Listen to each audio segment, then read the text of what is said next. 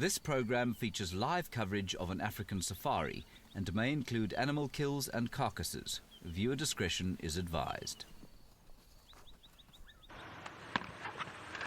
Good morning and welcome to the Sunrise Safari on a Tuesday morning, a chilly-ish Tuesday morning, 17 degrees Celsius it is out here, which is chilly, I think, for this time of the year, but we are going into winter, so that is to be expected. My name is James Henry, on camera is David, and we're going to do our best to find interesting creatures here on the western fringes of the Greater Limpopo Transfrontier Park.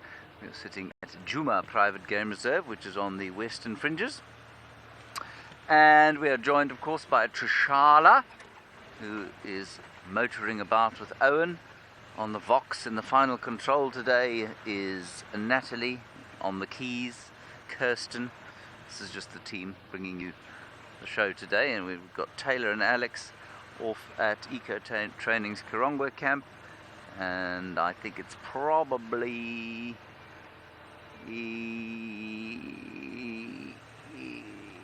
Nikki, maybe, at Ngala. Anyway, it is Nikki at Ngala. Good stuff. And Marcel, who will no doubt give us Marcel's fact of the day later on, when things have warmed up and the animals have calmed down. We're going off towards the north of the reserve today. We've heard some hyenas calling up there. And remember to ask us questions. First 45 minutes dedicated to kids. And you can send your questions to kidsquestions@wildearth.tv. That's kidsquestions@wildearth.tv. And we'll do our very best to answer them in a truthful and a factually correct manner. Sometimes we make mistakes, but it isn't intentional, I assure you. There was also word of lions this morning, apparently heard somewhere, but very difficult to tell direction when you're lying in bed surrounded by walls of concrete and a sort of entire camp. So the fact that they were heard bodes well, but where they were calling from, I'm really not sure. I hope you all slept well if you had been sleeping. And those who haven't been to bed yet, well, that's great. Bobby, you want to see an emerald-spotted wood dove, do you? All right, well, we can do our best to find an emerald-spotted wood dove. They shouldn't be too hard to find. There are lots of them around, normally. The very act of saying you're looking for one will result in all 1,000 of them living on this reserve absconding immediately.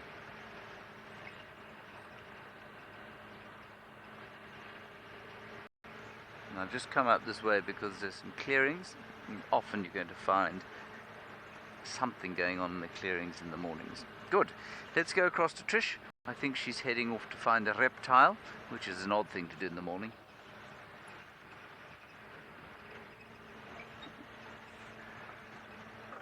It's definitely not going to be easy in the morning, especially since it's quite cool. But the reptile that I'm looking for is a chameleon. I've seen one here on the road before, so I thought, well, it's still a little bit dark. Let's have a look. My name is Trish with Owen on camera this morning for your very special sunrise safari. Are you all excited? I hope that you're excited. I am very excited. I would love to show you a chameleon. It's my favorite little reptile around here. It's very difficult for me to choose favorites, but I do know that a chameleon, it's one of my favorites. But I take it back that it's my favorite. It's very hard for me to pick favorites, especially out here. You meet so many animals, to know them and learn so much about them, just like you are learning so much about them, that you learn to love them all. Now, you know what chameleons are good at, right? Chameleons are good at blending into their background. So it's a bit difficult to spot them, but with our little spotlight out, even though it is pretty bright at the moment, but our spotlight can help us to actually find the chameleon. So that's why it's still out. But chameleons are cold-blooded, so they won't like it when it's cold like this. Hi Jude, you're 10 years old. You'd like to know, are some animals better at hiding or are shy? Definitely. From the cats, lots of them are quite shy. The only ones that are not very shy are lions, which will be out in the road or wherever they like sitting. Leopards are quite shy. African wild cat, that's a very elusive one. That means it's very difficult to find, and they can be very shy. And all of those animals blend in really well also. You can see the color of the grass is a little bit browny, not so green. If it were very, very, very green, then animals would stand out. But it's a little browny green. So animals blend in very, very well. Now, chameleons are the kings when it comes to camouflage out here. And hopefully we'll be able to find one so I can show you just how well they camouflage. Anyway, Nikki at andBeyond Ngala is also out and about, and I'm sure he'd love to tell you all his plans for the morning. So let's go over to him.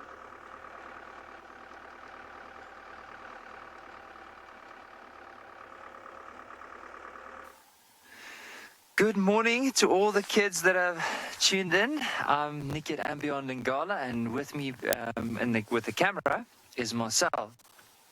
So just want to show you what we're going to be doing this morning. So it's early part of the morning. We didn't want to drive too far because there's quite a few tracks on the road, and as well as it sounds like there were some lions last night in the area. So I just want to quickly go across to a map of the area just to show you more or less where we're going to be driving and why we want to drive there. So we started off right over here, and we did a bit of a drive all the way along this road, and we're right over here. Now we're going to cut across to the river. So last night, I know Rowan and Marcel, they found those lions that were in the riverbed. Now, during the evening, there was quite a few lions that were roaring, and what we're hoping for is that these lions would have joined up together this morning. So it is turning up a bit more now that we can see a bit better, so at least if we drive, we won't drive over any tracks, and we can start tracking those lions this morning. So what we'll do, let's focus on lions and possibly leopard, and as soon as it starts warming up, we'll go look for possibly buffalo, elephants, giraffe, and we'll focus on some of the animals that start moving when it starts warming up a bit. But for now, most of the predators could still be moving. Well, also, if we hear the lions roaring, we'll quickly switch off and try and get a direction of where they are. But for now, let's carry on with our drive and see where we can see. It is a very nice and cool morning. I have 2 jackets on, and Marcel has a pair of shorts on.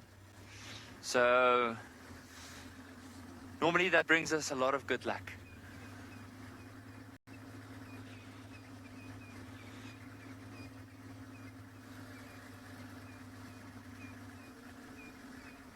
So while we're carrying on with our search, let's head across to James with the Vulture.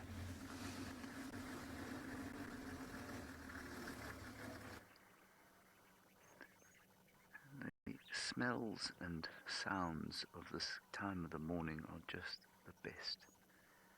I'm glad I'm not close to that vulture smelling him, because I suspect he probably smells pretty rank given what he eats.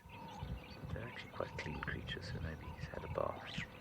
Looks to me that his crop is quite full, and I think he's probably eaten at the carcass of the giraffe, which is not too far.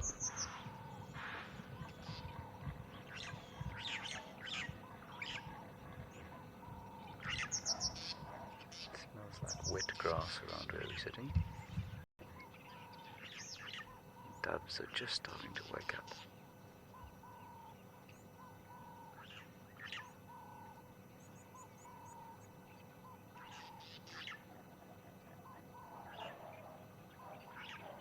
The sun hasn't popped up yet, and yes, I'm afraid those are dogs you can hear in the background. They're anti-poaching dogs at the anti-poaching unit, so fear not, we are not being set upon by a pack of rabid hounds. Well, not yet anyway.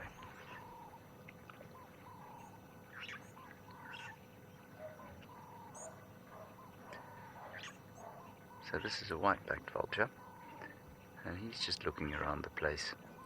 He's not going to fly for another 2 hours, I wouldn't think, unless he gets a fright when we drive past him, because it's really tricky for him to fly in this weather.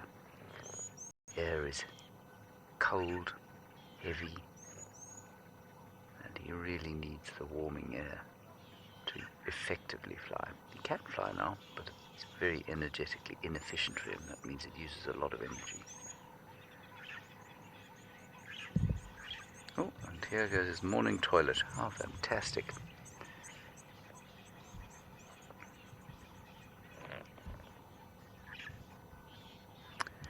Sophie, I think that vultures have long necks like this so that they can push them into the carcasses where they eat and get a maximum amount of food out.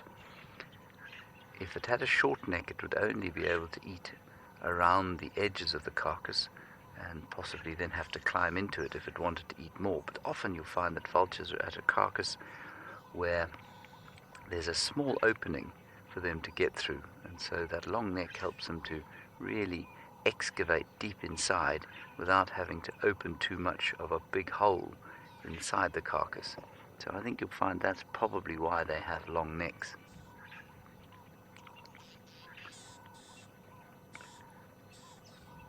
I've often wondered to myself what it must be like to have eyes like a vulture's.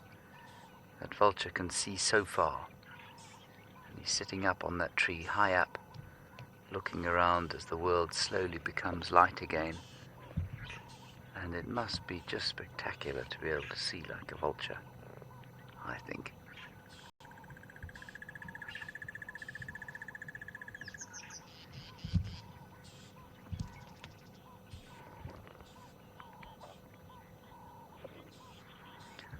Well, Ethan, a vulture doesn't really hunt so much as it does scavenge. Now, the two are different things. Hunting would be the active killing of another animal in order to eat it, and scavenging would be the eating of an already dead animal killed by something else, such as a disease or another predator, or even old age. And vultures do much more scavenging than they do hunting. The white-backed vulture has been recorded killing its own prey, but that's very unusual. It doesn't have the feet for it, so its feet don't have grasping, strong, powerful talons like an eagle's does. They don't have very sharp claws either. And so the feet are just not designed for killing things, and that beak is designed for excavating in carcasses and dead things. So vultures scavenge rather than hunt, Ethan. Some of the really big ones like this guy and the Leopard-faced vulture will sometimes kill their own prey, but it's very unusual.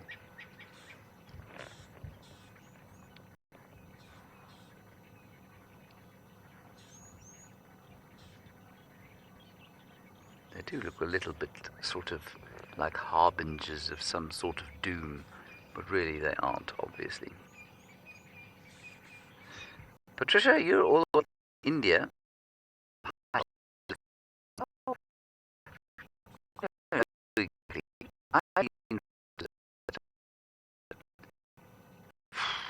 It's almost impossible for me to say how high up they were, but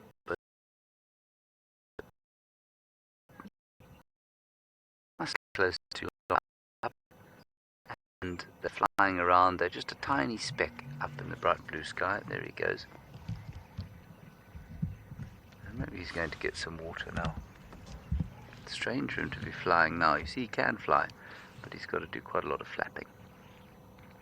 And so I'm going to say from at least 2 kilometers up, but you know, when you're 2 kilometers up, you can see probably 30 kilometers in any direction. And I don't know if they can see carcasses from that distance, but they can certainly see other vultures going down to carcasses and other birds going down to carcasses.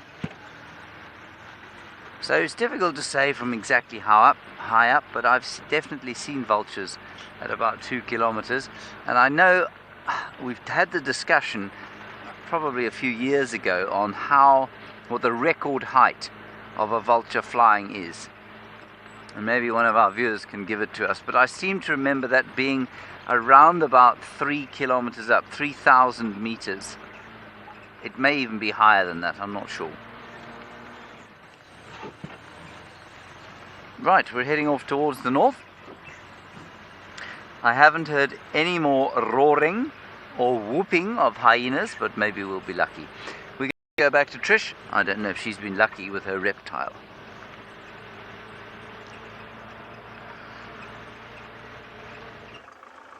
I have not, but I didn't expect too much. It is cold, like I said to you, and they are cold-blooded. So when it's cold outside, they're cold inside. They're not like us, where it can be cold outside and you can be warm inside. Your body, that is. So it's probably tucked away somewhere nice and warm, away from your and my eyes. But that's okay, because we want to go to the hyena den and see if Ribbon, do you remember Ribbon? Ribbon and her 2 cubs are out. That would be awesome. Now, James said to me that yesterday morning when he went, it was a little bit late and he didn't manage to see too much. So we're going to try a little bit earlier today and see if we're lucky. First, we're going to swing past this little dam.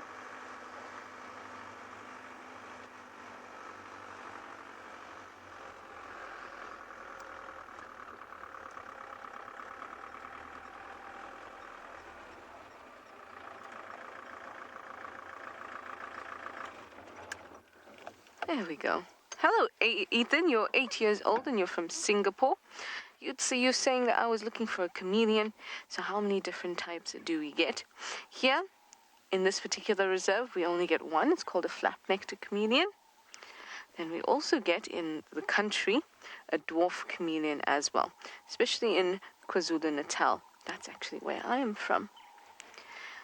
It's on the east coast of South Africa. I'm not sure if we get any other species, but those are the 2 that I know are very prominent in our country.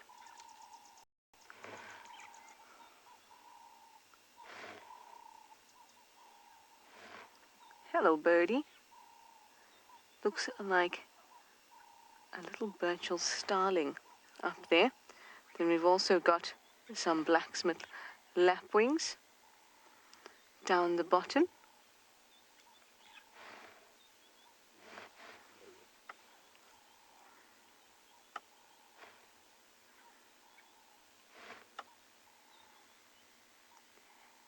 Hello. Very cool. It seems that James has beat me to find a hyena. He's got one on the road, so let's go and see.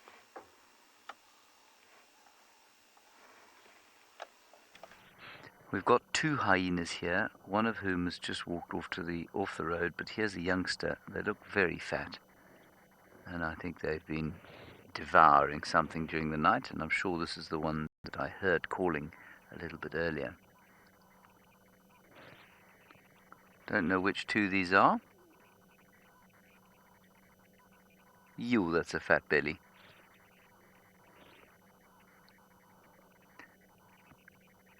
The other one's an adult, and it's so interesting to see how, as adults, they just don't want to be near us.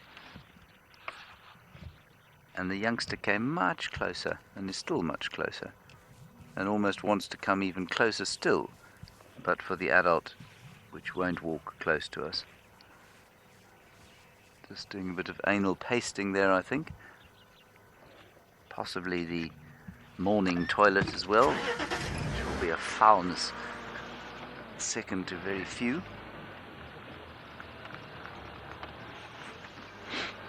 No, I don't think we're going to follow them, because I'm pretty sure they've eaten, and I'm pretty sure they're going back towards the inn,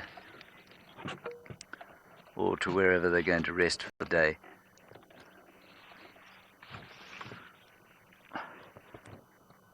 If I was to guess straight off, I'd say that the one in front was a male and the one behind a young female, but I could be entirely wrong. But a very, very perfunctory look.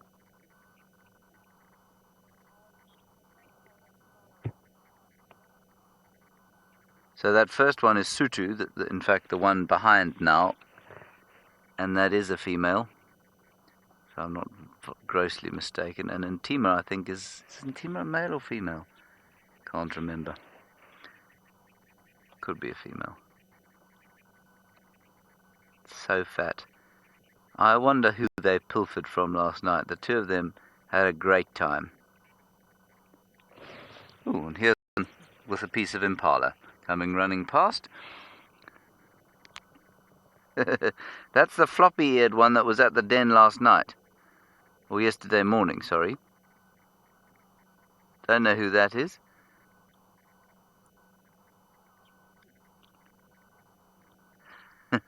I wonder who they lifted that off.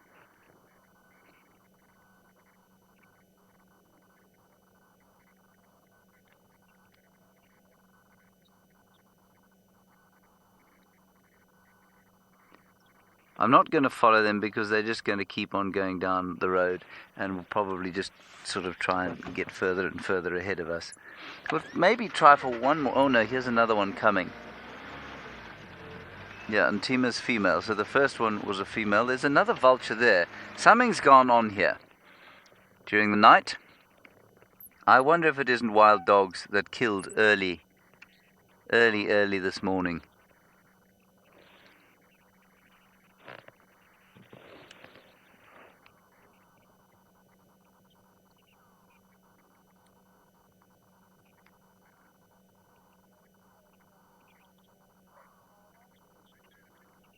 So that floppy-eared hyena is June. Good grief, she's grown, hasn't she? She's now a full-size adult. Thank you, Chris Rogue, again. And this beautiful red-coloured hyena, I seem to remember as... No, it's gone.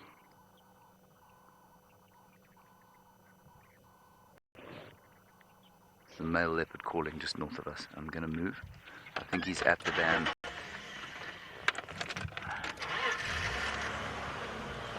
See, she's just heard it.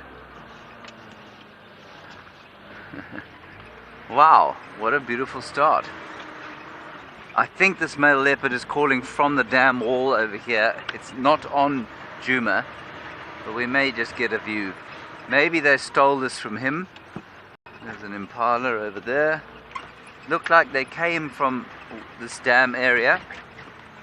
There are a couple of birds of prey around here. We might lose signal, so I'm sorry about that if that does happen. Tawny eagle up ahead, vultures. I'm not going to stop for them. I want to see if we can get a view of this leopard. Yes, that's right. So the last male hyena there was Fika.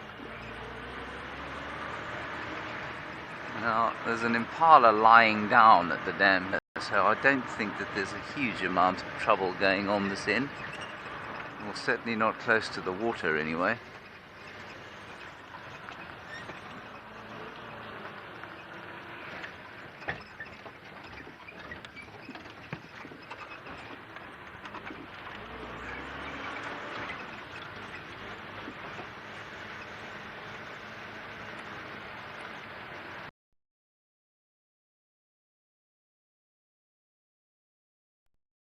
You know what, I think that leopard calls.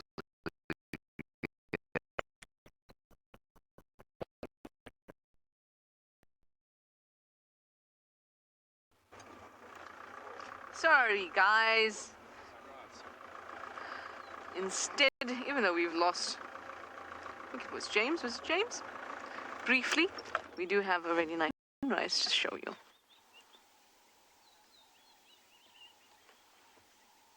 How gorgeous is that? It's actually rising just above the direction we're heading in, which is just above the hyena den. How gorgeous is that?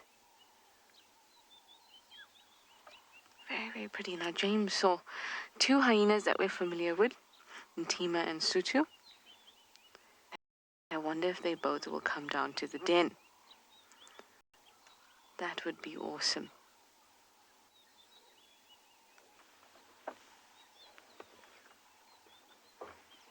Oh, no. I had it. Come on. Little Spidey. He's right here.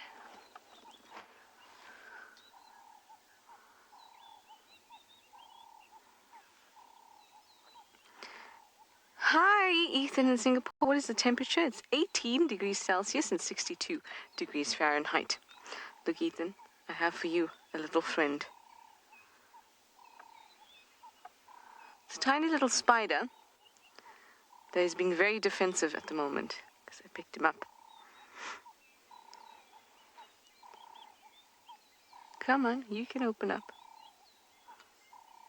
No, I'll be very embarrassed, guys, if I picked up a stone. But I'm quite sure it's a spider.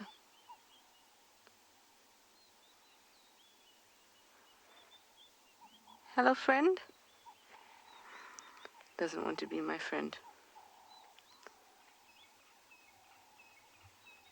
Yep, you are. Okay, let me put you on my hand. Maybe you'll feel a little bit warmer. Well, he's rolled up so well. Now this is the legs. You can actually see his legs curled up underneath his body.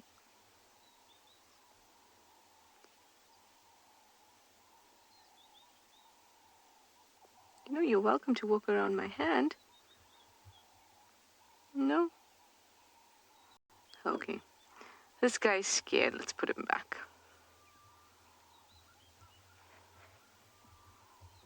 Oh, right.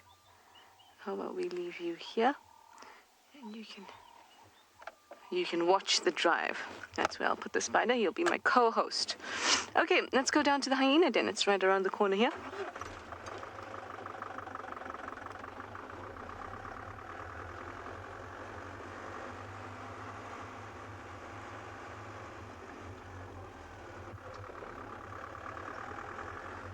Just turn in here and I will come, or I'll bring you right back when I'm at the den. But I'll send you over to Nikki at andBeyond in Ngala for a bit of an update. I'm sure he's hot on the trail of something.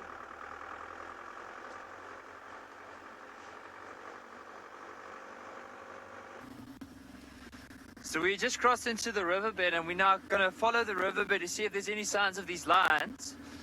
So we checked more or less where we thought they might have been, but I think they could have moved in a northerly direction, and that's why we're going to carry on with the river and see what we can see. But even though we are looking out for lions, often with riverbeds, because of the elephants that often dig out the sand to get to the water, we might find other animals that come down to drink.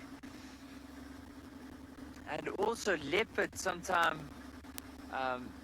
could also be an animal to look out for in a riverbed. Because you'll see there's quite a few big trees near the river, so if they do make a kill, they can pull it up into the tree. There's water not too far away, so really nice opportunity. Earlier on, we saw a giraffe moving somewhere here. Just hoping they're around, or he might have just moved into quite a dense area. But we'll carry on and see what we can find this morning. But it is a beautiful morning.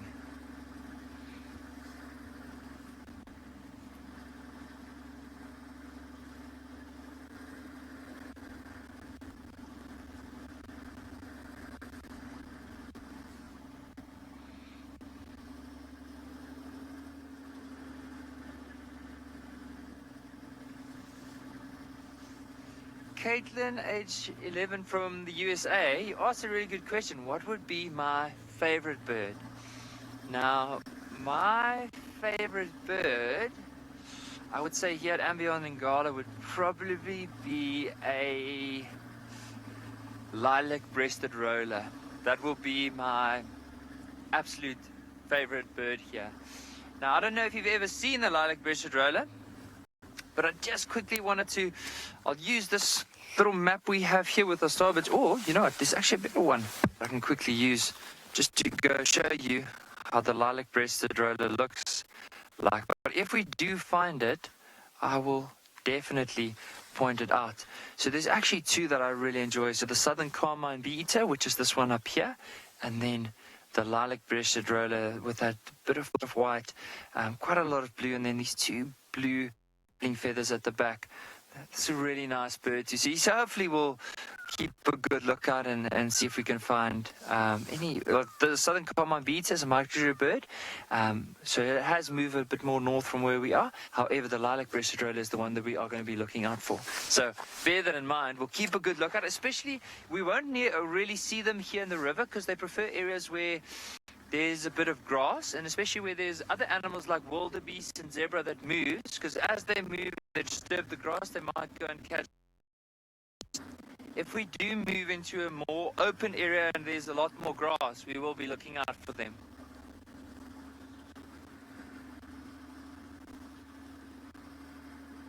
Now, the best part about a morning safari to me is that during the evening there's so much that happens. Like lions start moving, leopards call, and so there's all these night sounds that you hear at night, but you don't know exactly where all the animals are going, and just speculate, okay, maybe they're going here because of these reasons. But in the morning, once you start driving and you start finding tracks and signs and you have to stop and listen out, it's just like these little surprises that you find as you maneuver your way through this beautiful area. So let's see what we can find this morning. We're working together with 2 other rangers to try and find these lions this morning. And of course, if there's any other animals around that we can definitely find.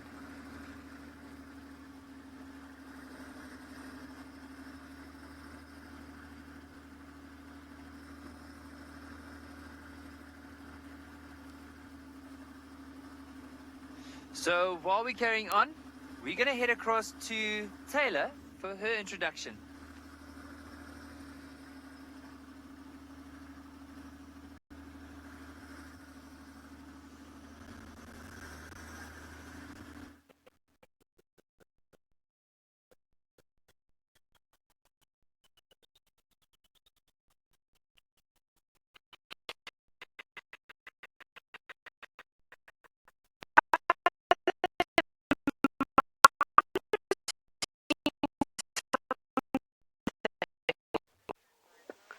Oh, sorry, guys. I'm sure we'll get Taylor back in a moment, but we're here with the ribbon at her den. You can see it's very beautiful. She's having a photo shoot today because she's got that lovely sun rising behind her. And she is looking glorious. Good morning. Good morning, pretty girl. Our ribbon has 2 cubs, which I'm sure you know about and are very excited to see, and so are we. But maybe it's just a little bit too cool right now. But we're going to sit with her, hopefully get a glimpse. I quite like this den. It's a very peaceful spot. Lots of little trees, lots of birds. And the sun catches all the leaves just beautifully. And of course your wonderful fur. So peaceful. Her peace only to be disrupted by little things trying to pull on your teats and suckle. Maybe jump on top of you. So like all mums around, she's got to sleep when she can. And obviously right now it's nice and peaceful, so she's going to catch a few Z's.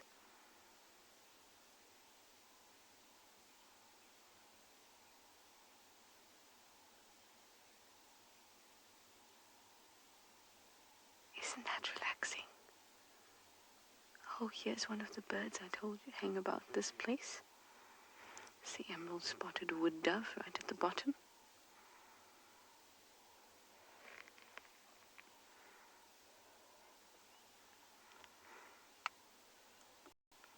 When it turns on its side, I want you, there we go. I was going to say you can tell me where the spots are and why it's called an emerald spotted wood dove, but there you go. You saw the 2 spots and they're emerald in color.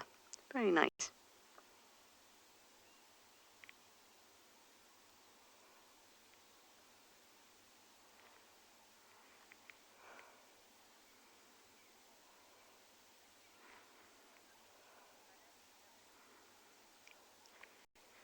I'm just going to grab that name from you again, Natalie. Did you say Brenna?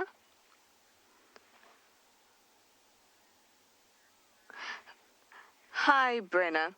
You'd like to know how old or at what age will these hyena cubs start hunting? So they'll still need to be getting mum's milk till about 1.5 years or just under, but they'll start eating meat as soon as meat is actually brought to the den. And it's usually around maybe 3 months or so, 2 to 3 months. They might start even nibbling before that, but remember they don't have the correct teeth to be able to do that. So around 3 months or so, they'll start getting proper nibbles, and they'll only really start participating in actual hunting, maybe 8 months to a year. When I say participate, I mean accompany, because they won't actually be involved in the taking down of an animal at that age. It's only once they're slightly more mature, a year, year and a half, that they'll start to participate in hunting. And then only really, oh, hello extra jacket. Only at about 2 years will they fully, because that's when they're actually going to be independent, that's when they'll fully be involved in hunting for themselves properly. But before that, because they're in a clan, and they generally will be following an adult, their mother that is around, they don't find that they actually participate in too much hunting as a youngster. But they will definitely accompany the clan and mum as soon as they can. At this stage, these cubs are about a month now. And at this stage, they're just going to be hanging around the den. Just mum's milk and the den. If she happens to get some meat, then bring it over, and the cubs are feeling brave, she'll let them nibble on it, but they don't have the right teeth to be able to eat meat properly just yet. But that doesn't mean they can't have a bit of fun, because hyena cubs know how to have fun.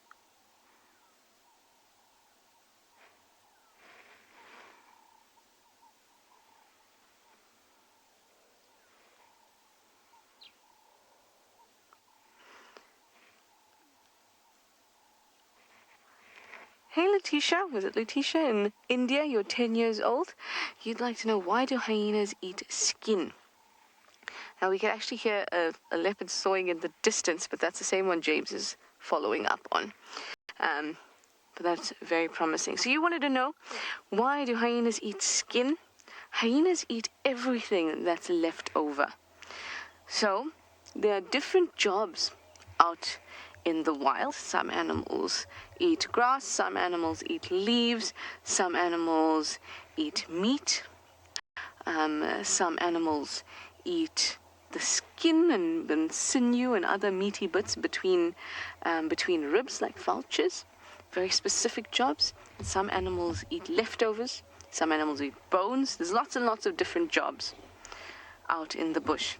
And the hyena has evolved to have a very specific job, and that job being that it can eat the things that other carnivores can't, like bone and skin and hair, but it can't digest their hair.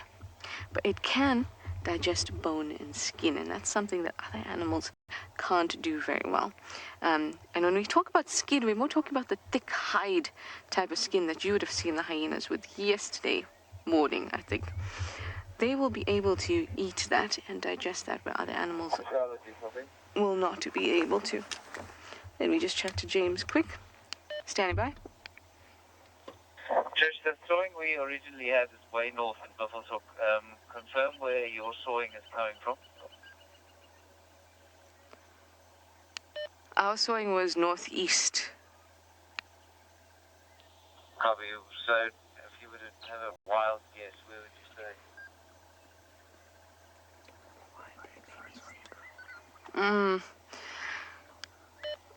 Wild guess, I'd probably say between Central and Vulture cut line towards the east. It was faint and far. Okay, cool, thanks. There we go. It's important for us to work together so that we could find the animals, and leopards have been eluding us these last few days. In fact, probably the last few, no, I'd say last week. Been eluding us. It'd be very, very exciting if James could manage to find a leopard. And I think maybe perhaps it would be Tingana. And if that's so, then I think that we might be able to find him. He likes the roads, and he's a bit of a lazy boy, and I love him very much.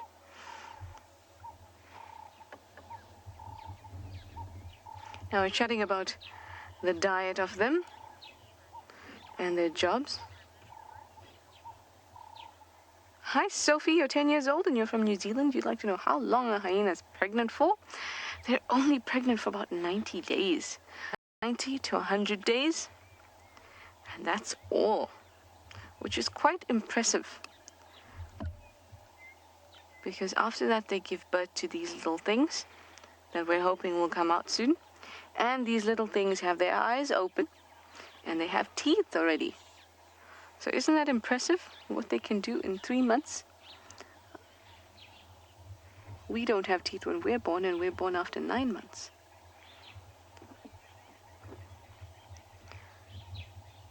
Cool, right? And speaking of teeth, the little ones are only born with their incisors, which are the front teeth that you use to bite stuff with.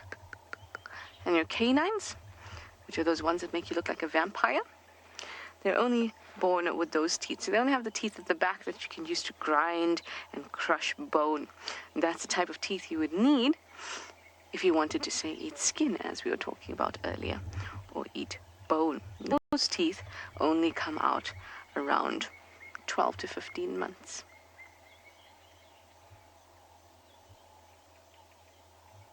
Can you imagine how sore it must be for Ribbon when the little ones are suckling?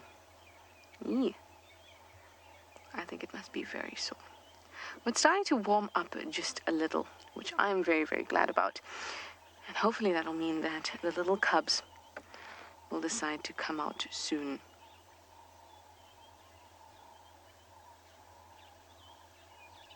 Hopefully before Kids Drive ends. But of course, doesn't mean you have to stop watching. You can continue to watch. Hopefully they will come out. I have faith. I think they will. The sun is just beautiful. And very soft.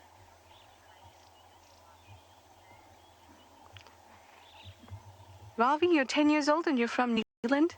You'd like to know how big do hyenas get? Female hyenas are actually larger than males. And females get up to about 90 kgs. That is a lot. That is very much, but that's an exceptional female. On average, it's more about 80. Yeah, 70 to 80 kgs is a large female. Males are more about 60 to 70.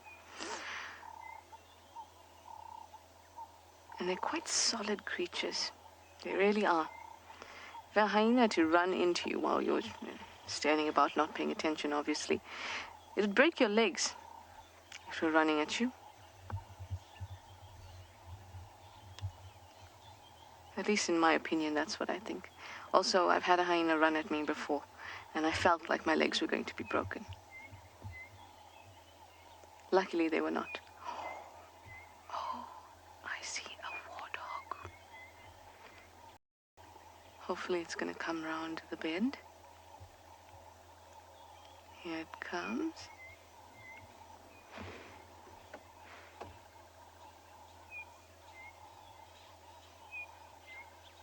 Just a little further.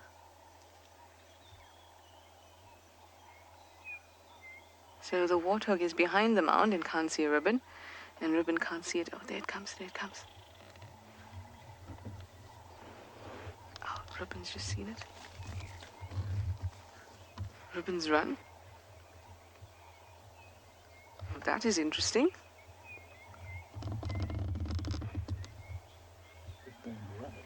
Ribbon's right there behind that bush now.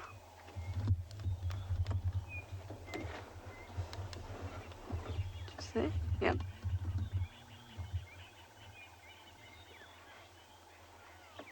Further down.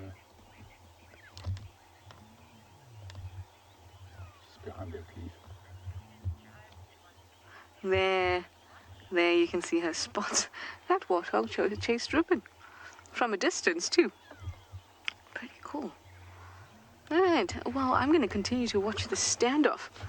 And I'm going to say bye to all the kitties that have joined us. But please stay if you'd like to. That's the end of our 45 minutes dedicated to just you guys. And we're going to invite everyone else to send us your questions and comments now as well, using the hashtag WildEarth or the YouTube chat stream or Twitch to watch what happens here. This is very, very interesting because I did not expect Ribbon to run from this warthog so violently, almost. I mean, it's a very large boy. It's got massive, massive warts. Now, only a couple days before Ribbon started to den here, and this has been a den that's been used by them quite often. So I came to look here when I suspected she was pregnant, and I actually found a group of warthogs. That's actually a female, a large female. I found a group of warthogs in this very burrow. She's coming back now. I saw warthogs in this very burrow, actually asleep in it, playing in it. And I wonder if she knows that she owes them a debt. Maybe she knows she evicted the family out of... Maybe she owes the warthogs some sort of debt for using their burrow.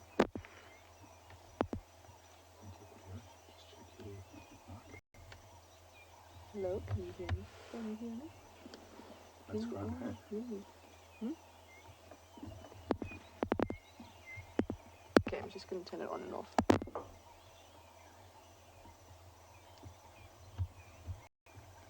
Hello, am I back? Am I back? Can you all hear me? Got you. Cool. A Ribbon is coming back to the den now. So while she makes her way, I'm going to send you back over to James for a bit of an update. Are there any stations on the Vulture? Hello everybody, we've found tracks of the leopard that was calling with Trish. He's come all the way down to a very familiar area here, quite close to camp, and now his tracks have just disappeared. I suspect they've gone down there. Just want to make sure they're not on the road here. Looks like those hyenas were dragging a bit of that old giraffe carcass along this road. I think they had a huge party around here last night. They do like to have a party, those hyenas. The Djuma clan is most exuberant when they're partying. This leopard must have gone here quite recently, because you've obviously all heard him sawing on the dam cam, or some of you have. There's more hyena track here, but I don't see any leopard track. We'll just quickly nip around to the dam.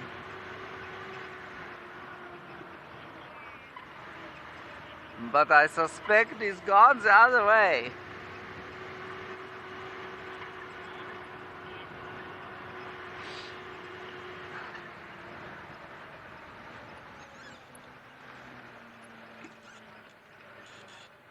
Definitely not on this part of the road.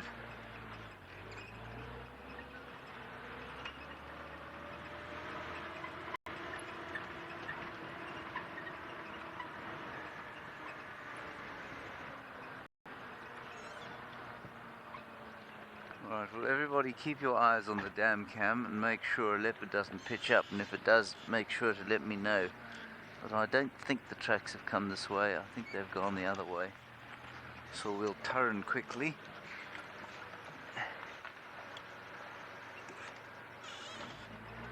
And see what's going on.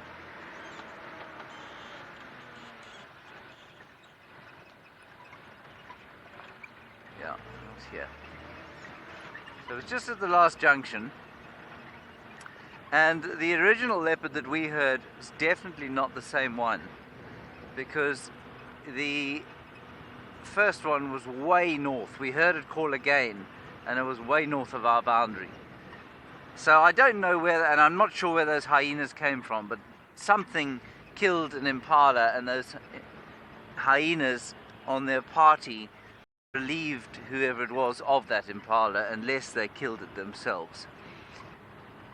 Somebody from India, I'm afraid I didn't get the name. Can we have it again? Radhika wants to know how you know if a track is fresh. It's difficult. It's not always easy to tell, but these tracks are on top of all the other tracks on the road, these leopard tracks, and so we'd expect them to be fresh. It looks like the animal walked along this path more recently than anything else. Also, we've heard the animal calling around this area and have found the track, so it's most likely that it is the same animal.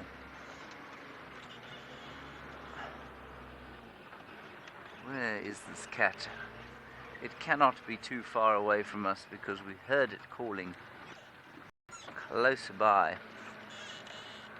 And so we must look carefully and try not to become overwhelmed with a sense of enormous frustration. That is difficult. Because it was walking along this road. But I suspect maybe it went off in there. But that is a suspicion, and it is not based on evidence. It might be staring at us from the bushes. Is there a leopard staring at us from the bushes?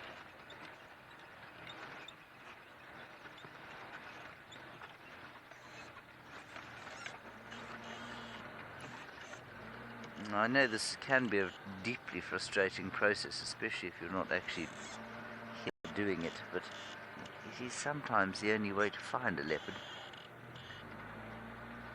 Especially if it refuses to call again, which is very selfish of it.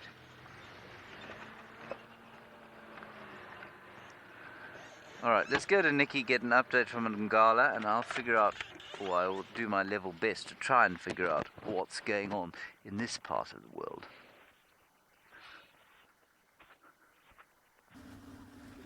So we had a look in the riverbed to see if there was any signs of these lions we're looking out for. We haven't anything yet, and the other rangers are working really hard to also see if there's any more signs that they might see. So they're starting just behind us and they're working towards us. And the river's on our left, and we're just carrying on this road right next to the river. So what we want to see is possibly they might have moved out. They are definitely somewhere around, but we just haven't seen any fresh tracks or signs. So hopefully we'll be able to find some tracks. Now, one of my favorite sections on the reserve. So it's a very rocky area, but then once you get to the top, there's quite a few beautiful views. Just wanted to maybe stop here just to share with everyone, like the view from the. So I mean, if we stand here, we move across to this side. Have a look at how beautiful the river is from here.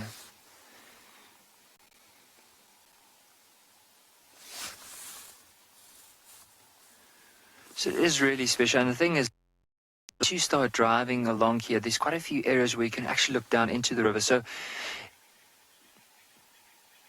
if we do miss anything or maybe any tracks, we might find, hopefully, that some of the animals might cross into the riverbed, and then we can possibly spot them. But what we're also trying to listen out for when looking out for predators is if we can hear some of the francolin or maybe guinea fowl making a lot of noise, even baboons calling, could be a good sign for us that there are any predators around. But for now, it is still early part of the morning. They might still be moving. So that's why we're going to carry on with our drive and hopefully see if we can get anything.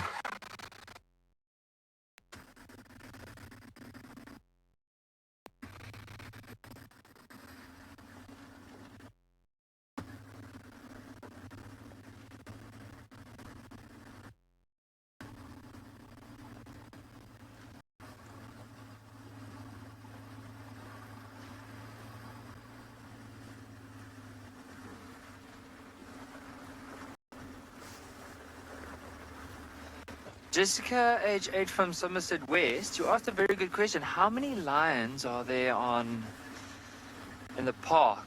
So I would say here at andBeyond in Ngala, like at the moment, I'm not too sure how many would be on there because they do move in and out as we speak.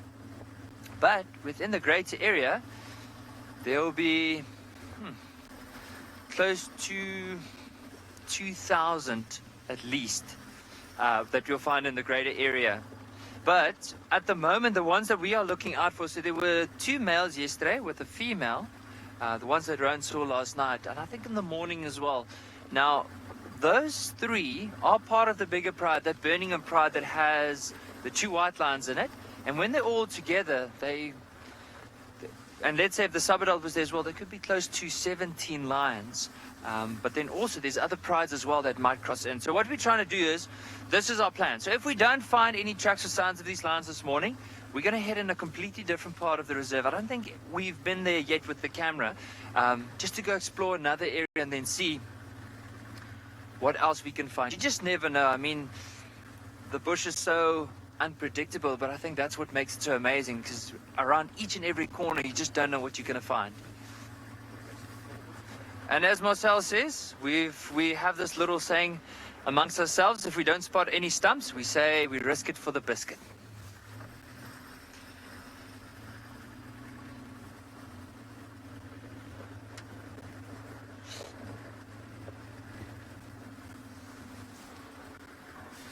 All right, so while we're going to go carry on with our drive, see what interesting things we can see, let's head to Taylor and see if we can get that introduction.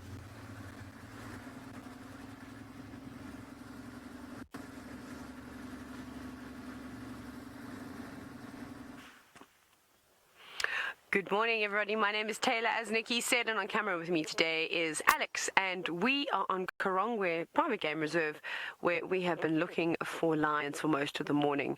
If you did tune into the show yesterday on the Sunrise Safari, you would have seen that we had an incredible sighting with the Karongwe Pride lions. They were hassling some wild dogs in a boma as they are going to be released onto this reserve fairly soon. But unfortunately, the lions were quite sneaky, and they made a kill during the middle of the day. So there we go, one myth busted for those of you that thought lions only hunt at night. They don't. They hunt whenever they want and whenever the opportunity presents itself. But with all those mouths to feed, they devoured the entire carcass fairly quickly. So this morning, we didn't have signal on that spot. We did go to the carcass. We saw one jackal, which was quite nice to see, a black-backed jackal munching on the leftover bones. But unfortunately, the cats have moved off. And we've had so much rain at the moment that those lions, I don't think necessarily would have gone to one specific dam. There's big puddles of water on the road, and they will drink any water that's available. Not fussy like elephants that prefer to drink cleaner water. So what we're going to do is we're just going to carry on looking around here. I'm doing a loop at the moment. Lion kill was down just on another road on the other side of this area. So I'm just trying to see if I can see if any tracks come out this side, and I should be able to see 10 sets of lion tracks. I'm not the most talented tracker or trailer, but I should be able to see whether or not they did cross through here, and that will give me a better indication of where to go and look for them next. So that's the plan for this morning, really. But that's one of the skills that you do learn as a guide, is to track and trail, and the longer you work in one area for, the better chance you have of understanding those animals' patterns. So we're still trying to figure that out with the Karongwe Pride.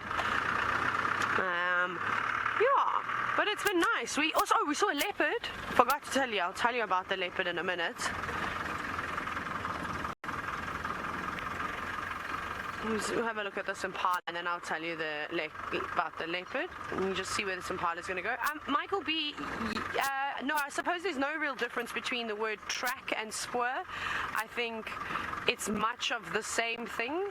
I don't know why this boy is so jumpy. Sorry, I'm just trying to get a view. It's going to be an abstract. No, he's going to run away. Oh, maybe we'll have a look. Let's have a look. Let's just see if we can see him. Because at this moment in time, you're not going to be able to see anything, but he's trotting in and out of the bushes a fair amount. So yeah, no, I don't think that there's any difference. He's in there. This impala is going to play one of those games with that. Track, spoor, it's all kind of the same thing, and there is actually a lot of tracks, which we'll have a look at. Oh, there he goes. See, I told you, he's darting in and out of the bushes. Very nervous, whether it's because of the lions or perhaps he's been given a hiding by another impala, and he's feeling a little bit sorry for himself. It could be a number of reasons. But if we just look in front of the road, Alex, can you see like all of that there? Those are all animal tracks. We'll have a look. Most of it is impala tracks. Said impala just crossed the road. And there isn't really much else, but it's quite difficult to sort of see. But those sort of the areas, that's just a big herd of impala passing through this area. And I reckon if we look close enough, we'd probably find some nocturnal creatures that went marching down this road in the middle of the night. porcupine, honey badger, anything along those lines. There's always a genet or a civet track on a road. That's quite funny. But let's carry on, because I don't want to... Well, yesterday we had the luxury of having an overcast day with lots of rain. It was quite nice and cool, so the animals were active. Today it's going to be a scorcher. The clouds are starting to burn away and the sun's coming out. And especially if the big cats have had a big feed, I prefer to find them while they're doing something, at least moving around, or the youngsters still got a bit of energy to play. Because in reality, they're going to find a nice tree to tuck themselves under and go to sleep. So, yeah, we will, I suppose we'll see. Leopard story. Let me go back to leopard story. We saw a leopard this morning, a female leopard. We had her for about 2 minutes. A little bit, but I think that's probably because the cats or animals in general haven't been seeing a lot of vehicles, so she disappeared into a big river system. Follow her. But let's go to the Sabi Sand and see what Trish is up to.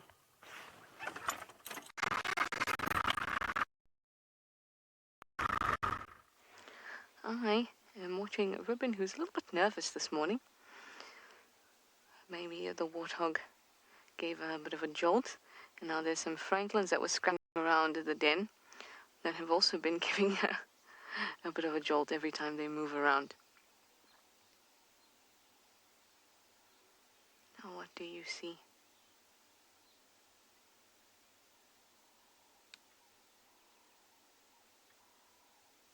Still just a beautiful, beautiful scene.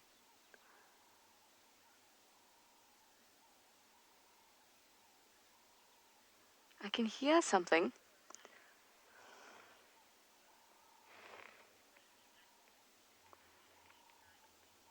Hi, Korea.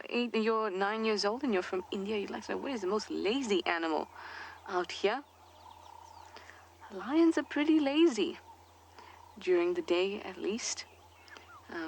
In the evenings and in the early morning, they're a bit more lively. But during the day, they're quite lazy. They often do have the reputation of the laziest animals about. But I think most predators during the day can be considered quite lazy. That's because in the day, it's very hot, and animals find it difficult to do very much, especially those animals like this gal here, predators, which if they were out during the day would be running and trying to catch prey, and that could mean that they can overheat and get very exhausted.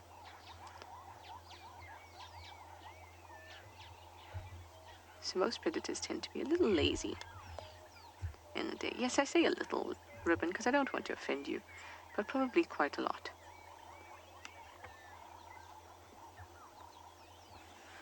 Korea, you'd find that animals do as much as they need to.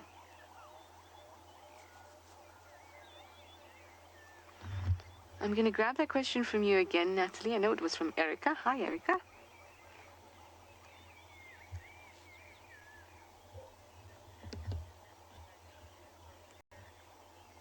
Erica, you wanted to know?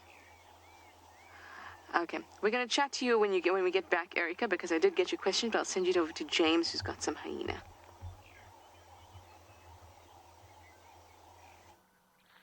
I've got no idea what's going on here. We've come all the way down to the dam cam, basically, and here we have got 2 hyenas with some stuff.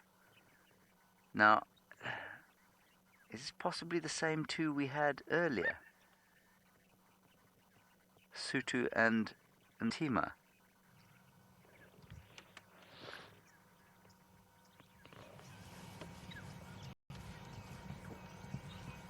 Such classic behavior where they come and they put their food in water for some reason, make a soup. Doesn't find any further leopard tracks. Naturally, they're doing this behind a bush. Let me go forward.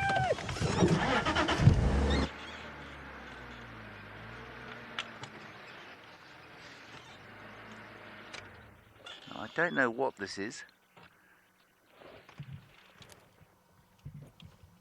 what manner of carcass they've pinched. It's new.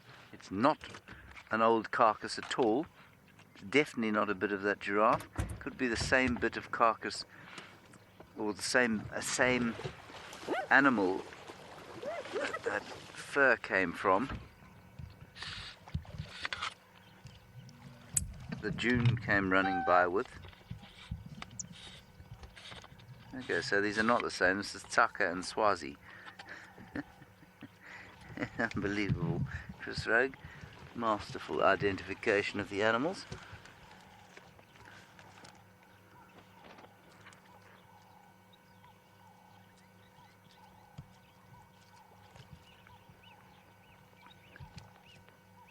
But where did this carcass come from is the question.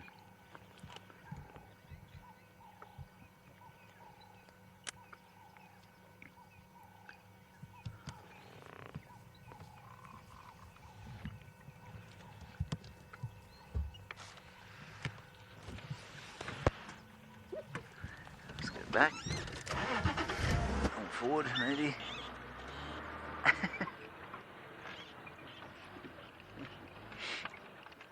Well, at least 2 antelope had a very miserable evening last night.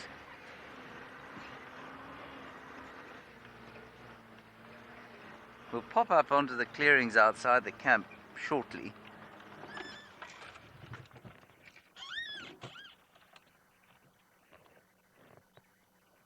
Alright, we're not going to stay with these guys. We're going to head across now to Nikki at Ngala, who's got another kind of a scavenger. I'm not sure if this one's got a great big carcass hanging out of its mouth.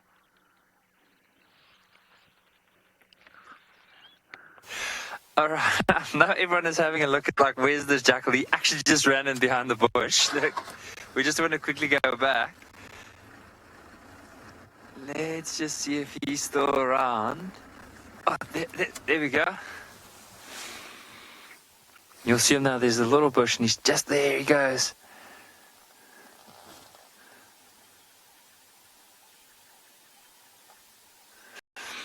For now, he is running off. I think what we'll do is let's head across back to James with the hyena and the carcass.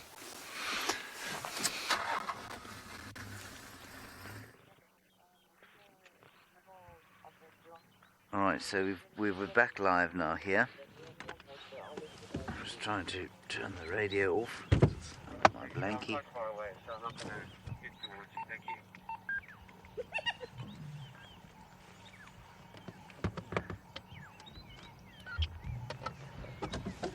So a great deal of sharing going on, and this is what happens in the hyena clan, of course.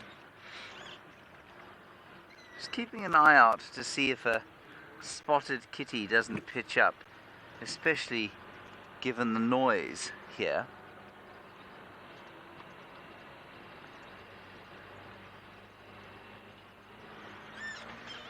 Nothing so far. I don't know if these two possibly going to head down towards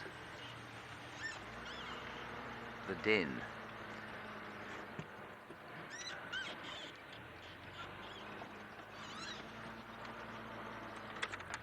Now, if I'm not mistaken, Tsaka is on the left and Swazi's on the right. So Swazi's the youngster, and the comment being that Swazi should be able to dominate Tsaka.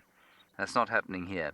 And I suspect the reason it's not happening is simply because the one on the left, who's Tsaka, is bigger than the one on the right. And size makes all the difference when you are sitting in a situation like this with just 2 individuals, and one of them has possession.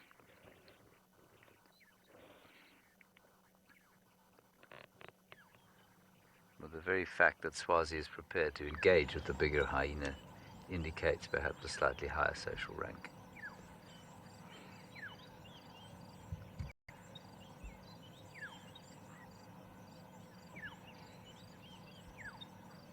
I wonder if the young wildebeest didn't get killed.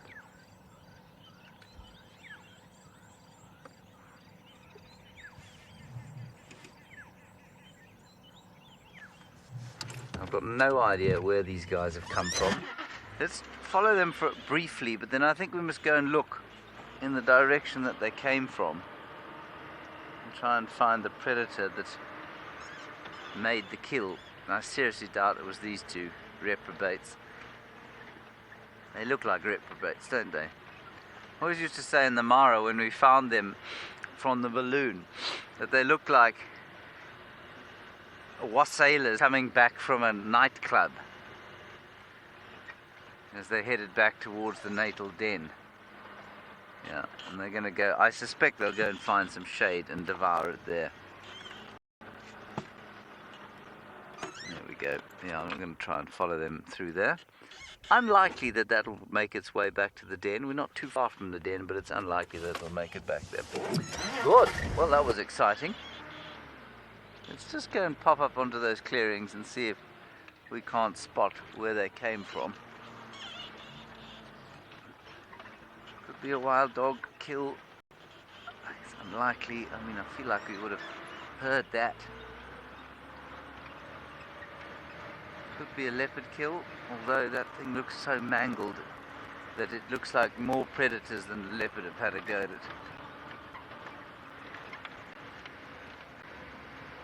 I would have said young wildebeest, or possibly the impala that donated its skin to the first two hyenas we saw, first three.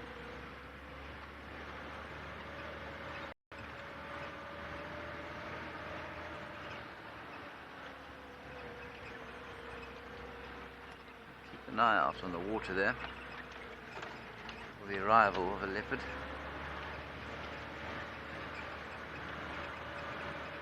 So they came bustling down from here. Oh gosh. God, I love these roads. God, I love them.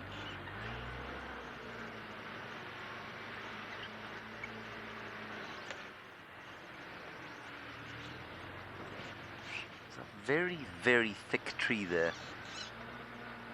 I don't see any movement in it, but maybe something's got into the top of it. I don't think so.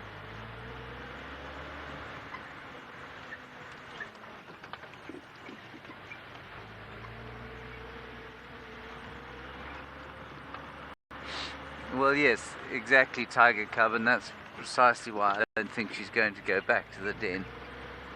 Or he's going to go back to the den. I think they're just going to lurk around there and consume their meal and then go to sleep. Yeah, they came from here.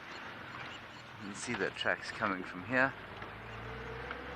Let's just go up onto the top and have a look.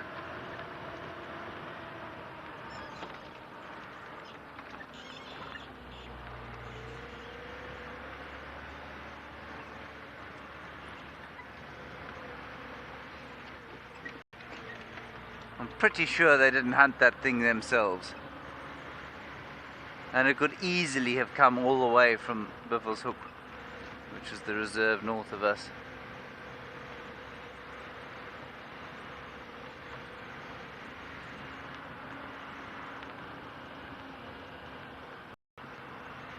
See one impala off to the west there, looking pretty relaxed.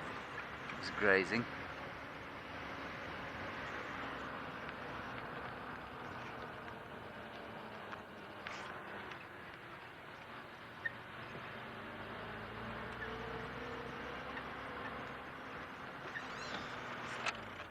Quick look with the binoculars at a log, almost certainly. Yeah, it's a log.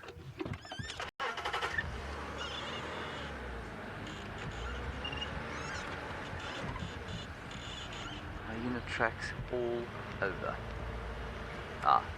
Yeah, this is quite interesting. Just going to quickly show you this before we go to Trish. This hyena was coming along here. There's the hyena track. And here you can see it was dragging the carcass. Or that bit of carcass. Yeah, so they've come from here. And you can see they just dragged it along. Alright. Ribbon is still at her den. I don't know if her cubs are coming out. Probably, unfortunately, a bit late for them. But let's go and find out from Trish.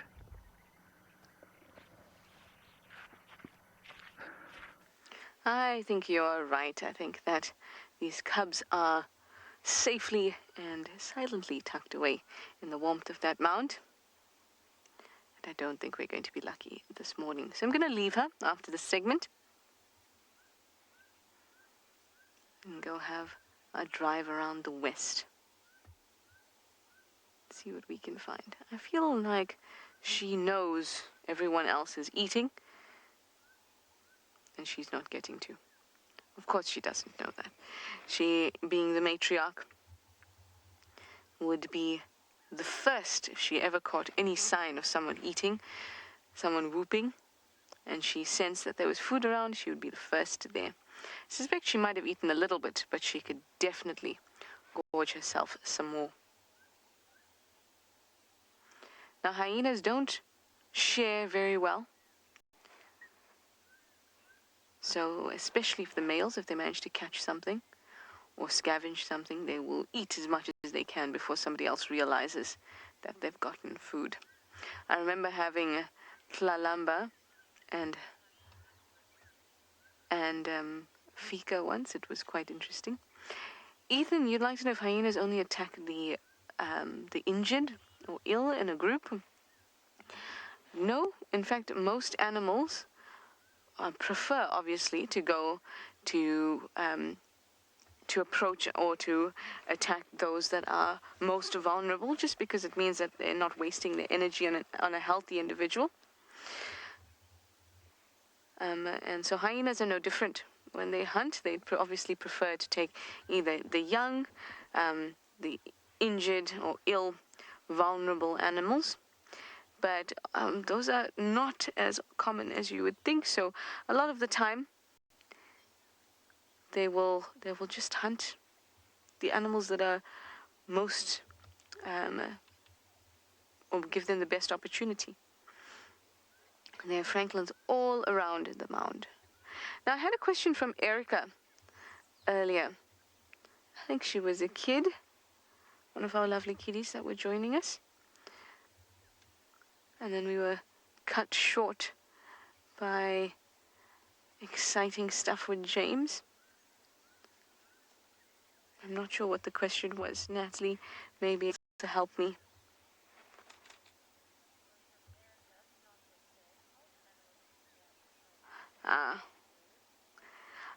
Erica, actually I don't think you were a child, but you wanted to know if the animals are disadvantaged by being in a closed reserve. The reserve is open to the Kruger. So the fences between the Sabi Sands and the Kruger came down in 1993. And since then, at least I think it was 1993, since then they've been able to roam pretty freely. Almost through the whole Transfrontier Park, which would take them even up into Mozambique if they wanted to. So it's not exactly an enclosed reserve. Are they at a disadvantage? Possibly. And are they at an advantage? Possibly too. So the disadvantages would be that if they're migratory species, they wouldn't be able to move. If they saw a prey on the other side of the fence and the prey density in the area that they're in is low, then obviously they will not have a lower chance of finding prey to eat. Advantages: if there are territorial animals around, perhaps they could claim the entire area as their territory and to the exclusion of others. They won't have the risk of immigrant, maybe males or coalitions in the case of lions coming in and killing their cubs, the pride's cubs. So those are some of the advantages.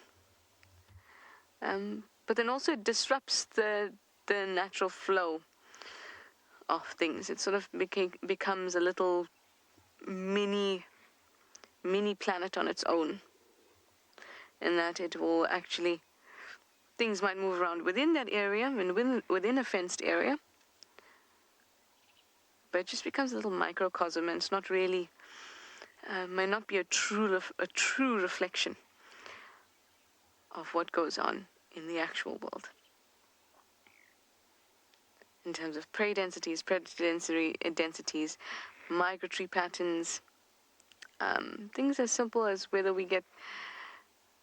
you're getting the correct amount of a particular tree in that area, or maybe the area that's cordoned off or fenced off doesn't have that particular tree, so then that tree is the larval host of some caterpillar, and so the birds that you normally eat that type of insect will not be around, etc., etc. So there's a knock-on effect, and that's why reserves are usually very careful when they fence around areas and trying to make sure that they have the correct densities of each thing as far as they can to actually have a true reflection of the wild and the bush as it would be without a fence. It's an interesting question, Erica. I'm actually glad that I remembered that I had it before and we got to discuss it.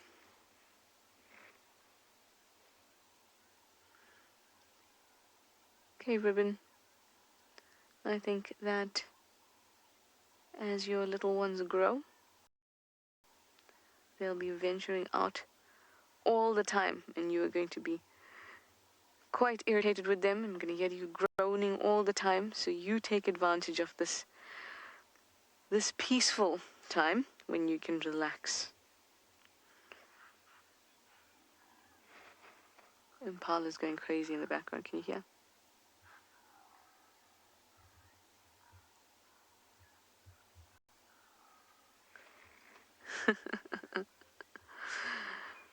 They're just rotting. Okay, well, we're going to leave this girl to enjoy some rest and relaxation while she still can. We'll send you back over to James for a bit of an update.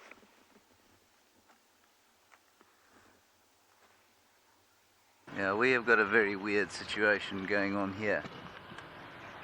We were just driving past where we had the hyena tracks, and David spotted a carcass on the ground just in here, I think, wasn't it? Oh, there it is.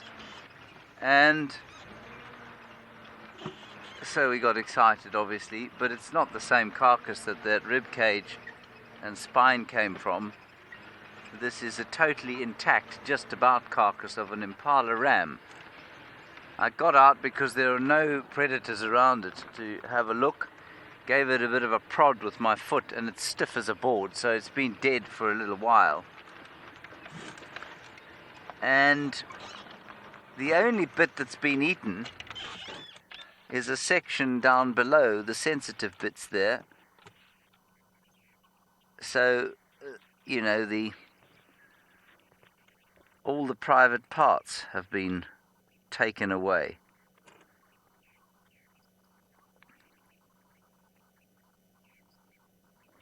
And I don't know what's going on here. My best guess theory at the moment is that it was killed during a fight with another impala and has been scavenged upon during the night, maybe by a white-tailed mongoose, maybe by a jackal, but I think a jackal would have done a lot better job of it than this. It's only managed to take a bit of skin off the base of the belly there. And no, it's not asleep. I checked.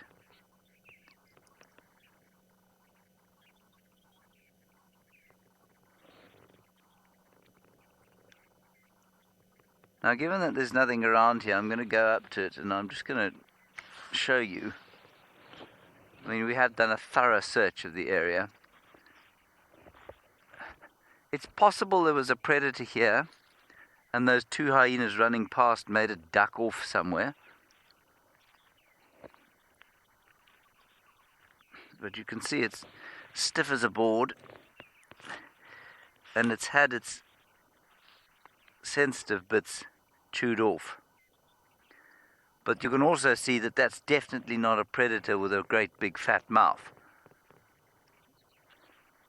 Now, an animal like this is only killed by a throat choke. And I can see absolutely no evidence. Well,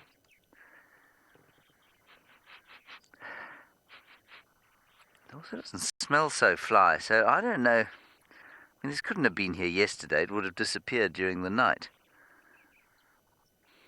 but there's no evidence there of a chokehold.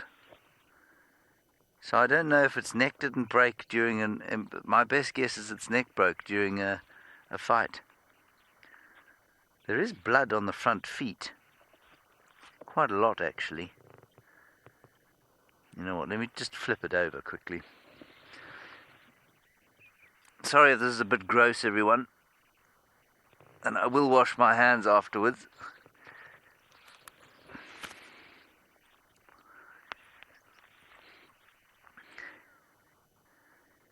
Huh.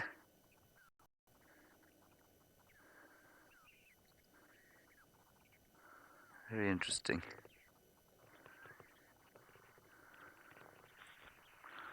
Alright, well let's move on. I've no doubt that'll disappear fairly soon. I'm sure the hyenas will come and take it.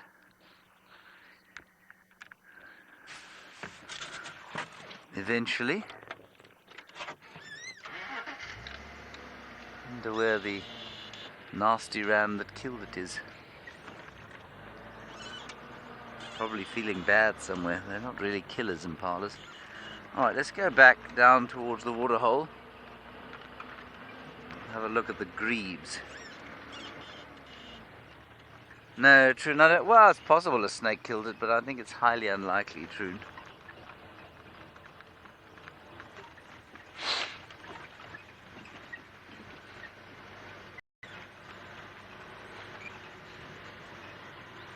Highly unlikely.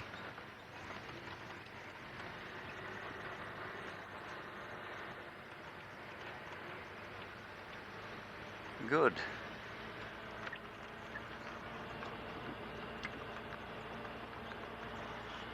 So I'm assuming, I believe that there is no Zoomy on duty currently. So just keep an eye on that damn cam. I hope it's a nice wide shot. Ah, there is now. The Zoomies, by the way, are those very kind souls around the world who operate our damn camera for us. And I tell you what, they find an astonishing number of animals for our live safaris.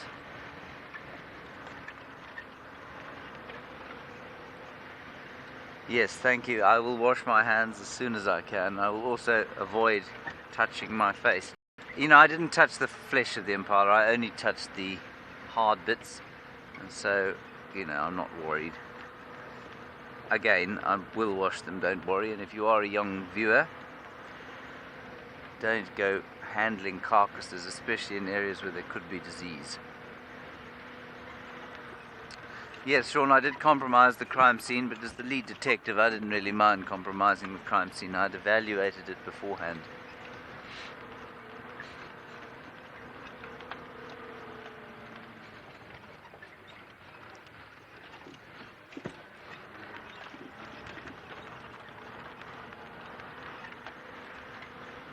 Let's go and see what's going on down here. We'll have a nice little grebe sighting, I think, that should cheer us up a little after the macabre scene of rib cage and spinal column disappearing into the bush and then expired impala.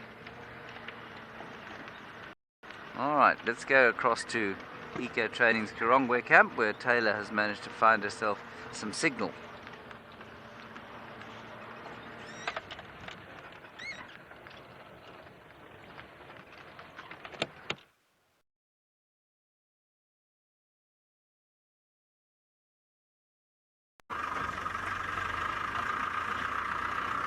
And we're driving through. We've actually moved away from where that lion kill is. I'm not sure where the pride is. What's your head here? The reason why... Did you just also lose the call? No.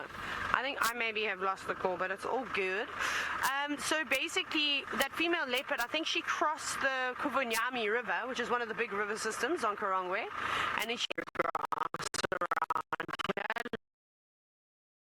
Lots of shrubs around here.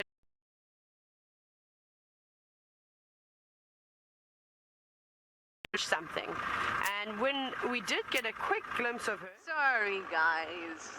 Oh, well. So we've decided to leave the den, as I said to you earlier. Oh, no. Can't hear me? Can't. Good? Can you hear me? Okay, cool. We've decided to leave the den, and she's just sitting there for now, and I suspect that she'll not have the cubs out anytime soon. She might go take a walk. That's what they generally do during the day. Walk around. She may decide to sit somewhere away from the den. It's usually once the sun's out fully, unless you see some action at the den, it's usually not very viable to stay there. I'm sorry, I wish we did see the cubbies. But we're going to head out west and see if we can spot anything on that side. Maybe some elephants, that'd be lovely. Always love a good elephant sighting. And then maybe, oh, good morning. Just in case. We're in the west, why not mention his name? Just in case.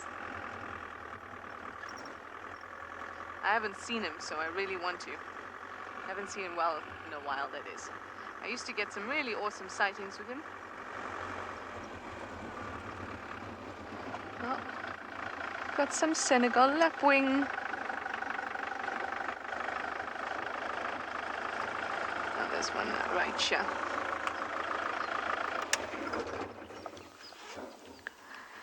Hello, you two. Now there was a couple along this area that actually had 2 little chicks last year sometime.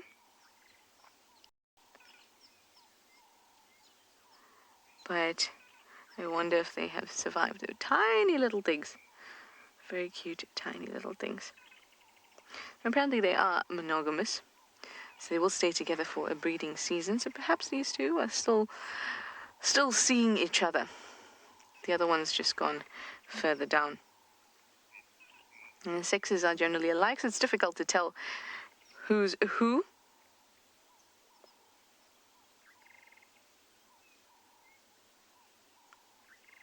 But these are definitely adults. And they'd be looking for tiny little invertebrates that are emerging from the ground now that it's warmed up a little bit.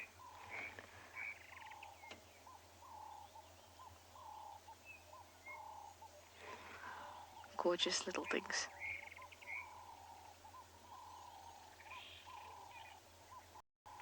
They're young, are born precocial. That means that they can walk, they can move, they can see, their eyes are open. And that's a great benefit if, like them, you nest on the ground in an open area where your young needs to be up and about as soon as they're born in order to defend themselves and be able to keep up. Oh, get a stretch in. Bit of a shake of the tail there too. Very nice. Always love their long, slender legs. And almost. And off you go. Very sweet. All right, I'll send you back over to James with another little bird.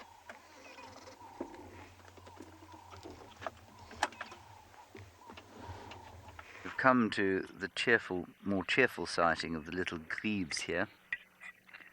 Waiting to see if the leopard we were tracking pops out. Nothing as yet. And the little ones are there on the back of that one that you're looking at, which is always quite fun, I think.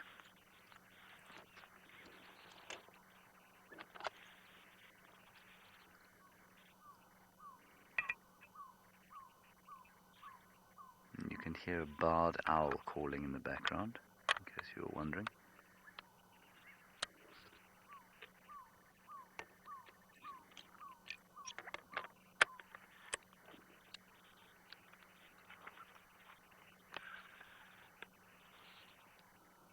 Just sit for a little while and see if she comes closer to.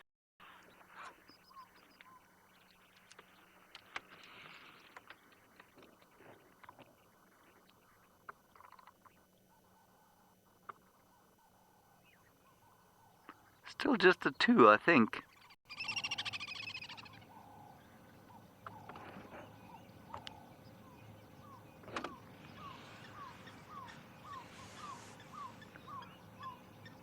unfortunately. But they did come off the nest, so I'm still confident that they have another 2 eggies. And they seem to be feeding, what do you call it in ducks? Not on the hoof. They're certainly not on hooves, but on the swim, on the float.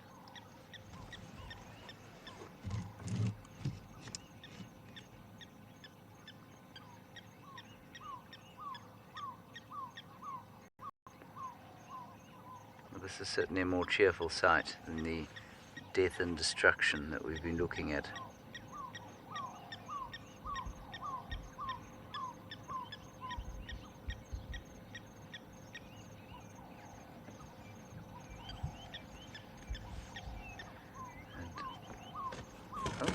A little bit of feeding going on from the actual carrier.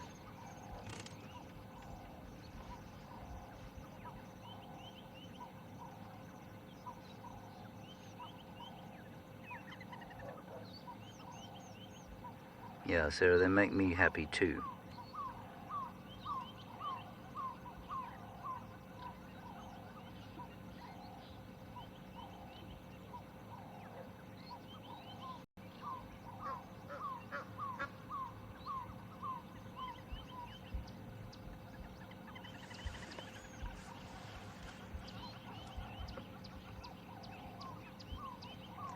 There we go, come a little closer, little grebe.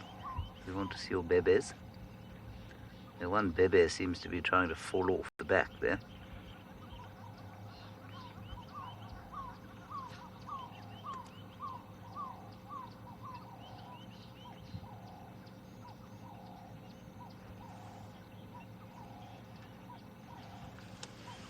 Cheetah Kim, I think most grebe eggs hatch, but fewer than 1 in 5 make it to adulthood or make it to fledging.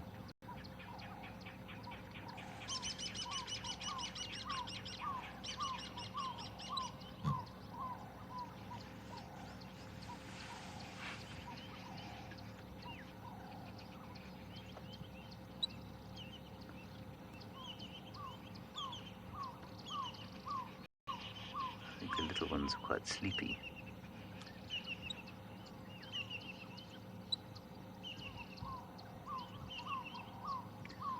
Taking out a few feathers she doesn't feel she needs anymore.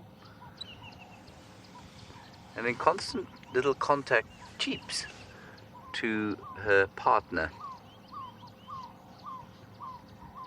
Akila, no, they're not just ducks, they're not ducks at all. They are little grebes. So they're not related to ducks, although they have a similar strategy for survival in that they swim about the place and they catch bits and pieces to eat in the water. They are not ducks, though.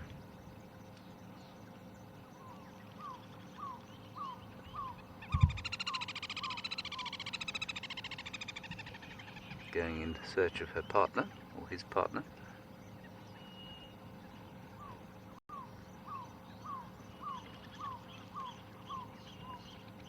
Beetling along, little legs pumping.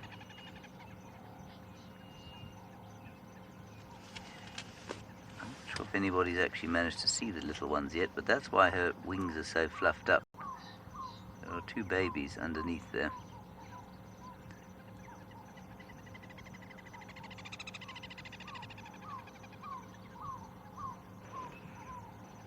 Where's the other one?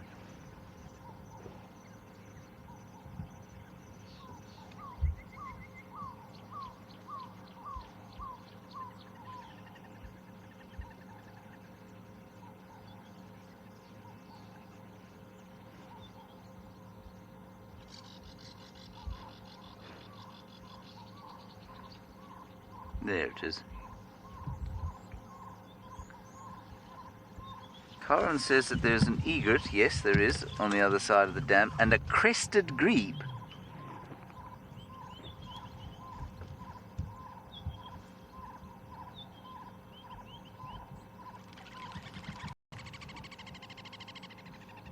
Well, that will be a first for this area. I'm now searching ardently with my binoculars.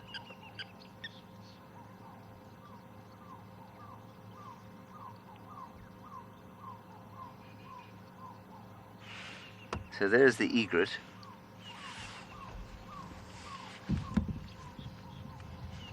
A black-necked grebe.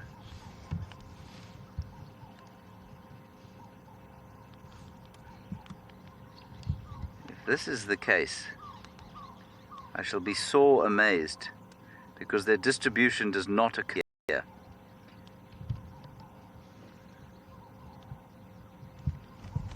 Somebody can get us, maybe rewind and get a screenshot of it, that would be great. But are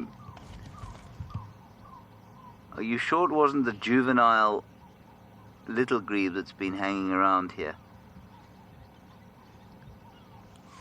Because the black-necked grebe should not occur in this part of the world. Ah, I can see what you're looking at. It's there. Yeah, straight ahead there, you'll see it.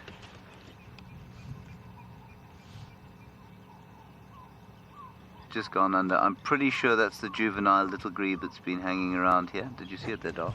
No. Yeah, you're in the right place. Center frame there. Just here. Just wait for it to pop up. It'll be there.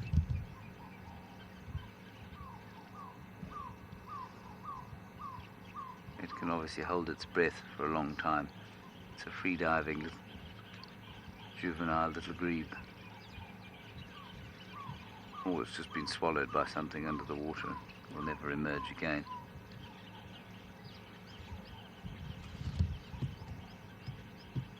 Oh, come on, bird. How long can you hold your breath for?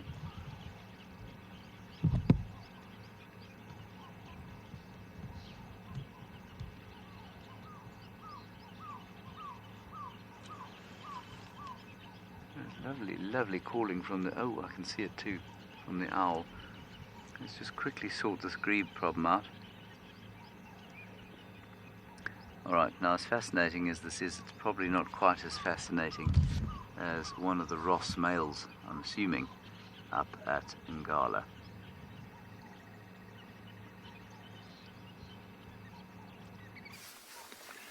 So we managed to find one of these, or actually both the male lions that we were looking out for. Now he just flopped down. Earlier how we found them, quickly listen out, and as we switch off the vehicle we can hear him roaring in the distance, and that's how we found him. So we knew then, okay, more or less is the area that we need to come to. Now he is laying in the open, and it is still pretty cool, so it'll be interesting to see how long he's going to lay down like this before he starts getting up and probably moving into a bit of shade if it warms up, or he might even give one or two more calls, probably trying to find out where the rest of the pride may be. There hasn't been any track, just probably trying to call them to figure out where they are so he can eventually go, him and his brother, and join up with the rest of the pride. Now this whole morning, following the tracks, because we took quite a bit of time to track them, well over an hour. So before we carry on, let's quickly head across teams, and I'll see you soon.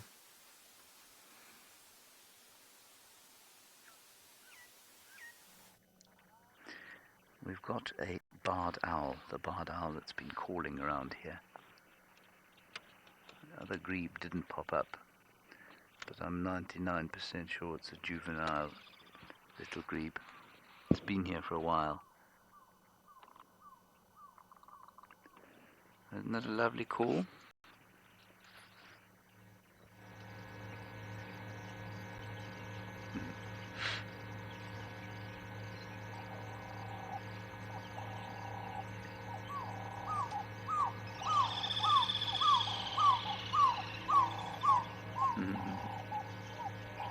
It's about the same size as the pearl-spotted owl, maybe slightly bigger.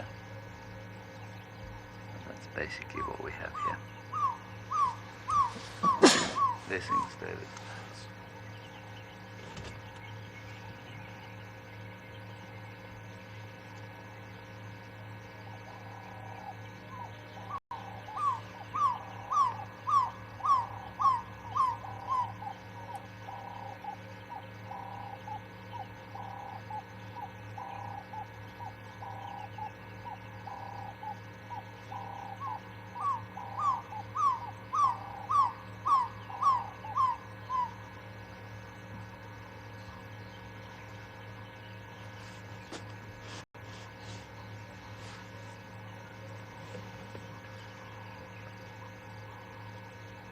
Sorry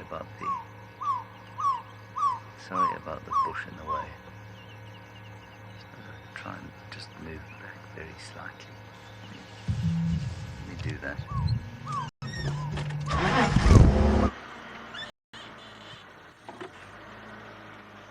How's that? Worse. There.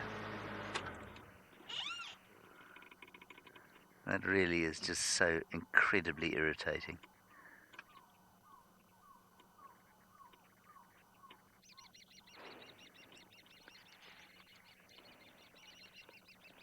Anyway, you've got an idea of its face.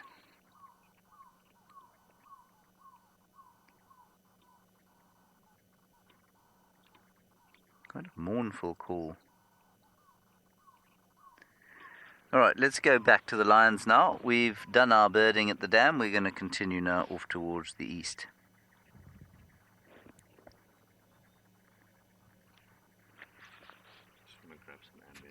Cool. He hasn't moved at all in the last couple of minutes, but the story I wanted to say was, so we followed the tracks for quite a bit this morning, for probably like well over an hour before we eventually heard them like calling again and finding them. Now during the evening there's so many tracks of them moving past, like especially if there's a tree near the road where they'll actually go and like spray against the tree. So they've probably been moving the whole evening, marking their territory, establishing it again, probably telling the other males that this is their area, and also trying to join up with the rest of the pride. And eventually they ended up in this open area, from where they'll spend the majority of the day until they start moving again this evening. You can see he's very, very tired, like the way that he's breathing, like his eyes are closed. He's not even lifting his head or twitching his ears. So I think he's going to be sleeping like this for the next little while. So we'll probably stick with him just for like 10 or so minutes, see if he moves. But if not, we'll probably carry on with our drive from there.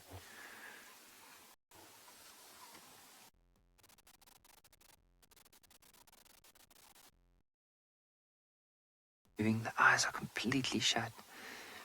And it is such an amazing animal. Like, I mean, often the thing that really draws me to a lion is the beautiful mane, especially like when it starts from the ear all the way down the chin and then onto the chest, that light blonde color that turns into like a dark shadow towards the legs. But very, very peaceful.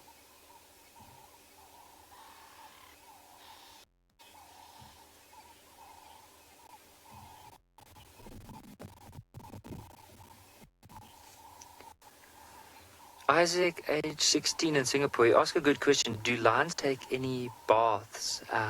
So, not really. They won't necessarily go in and climb into water. However, if there's they are very capable, they are capable of swimming, and so then from there on they'll swim across. But they won't necessarily do it for a bath. The way that they would bath or bathe in this instance would be just to clean themselves with their tongue. So you'll see, like if we would have spent quite a bit of time here, eventually he'll get up and he'll start licking his paws and then brushing that through his face. Often if they move through the grass and there's a lot of dew on it, they're covered with moist, and then from there on they'll start licking that off of them. So I would say that's the way that they take a bath.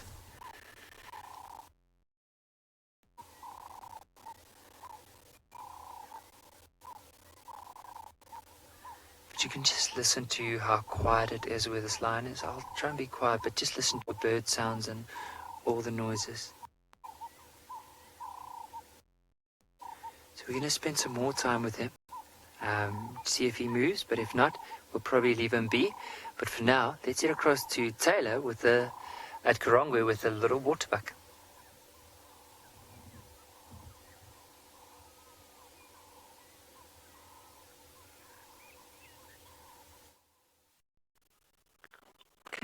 Can you believe it? We've managed to find animals in areas where we can show you them. But yes, it's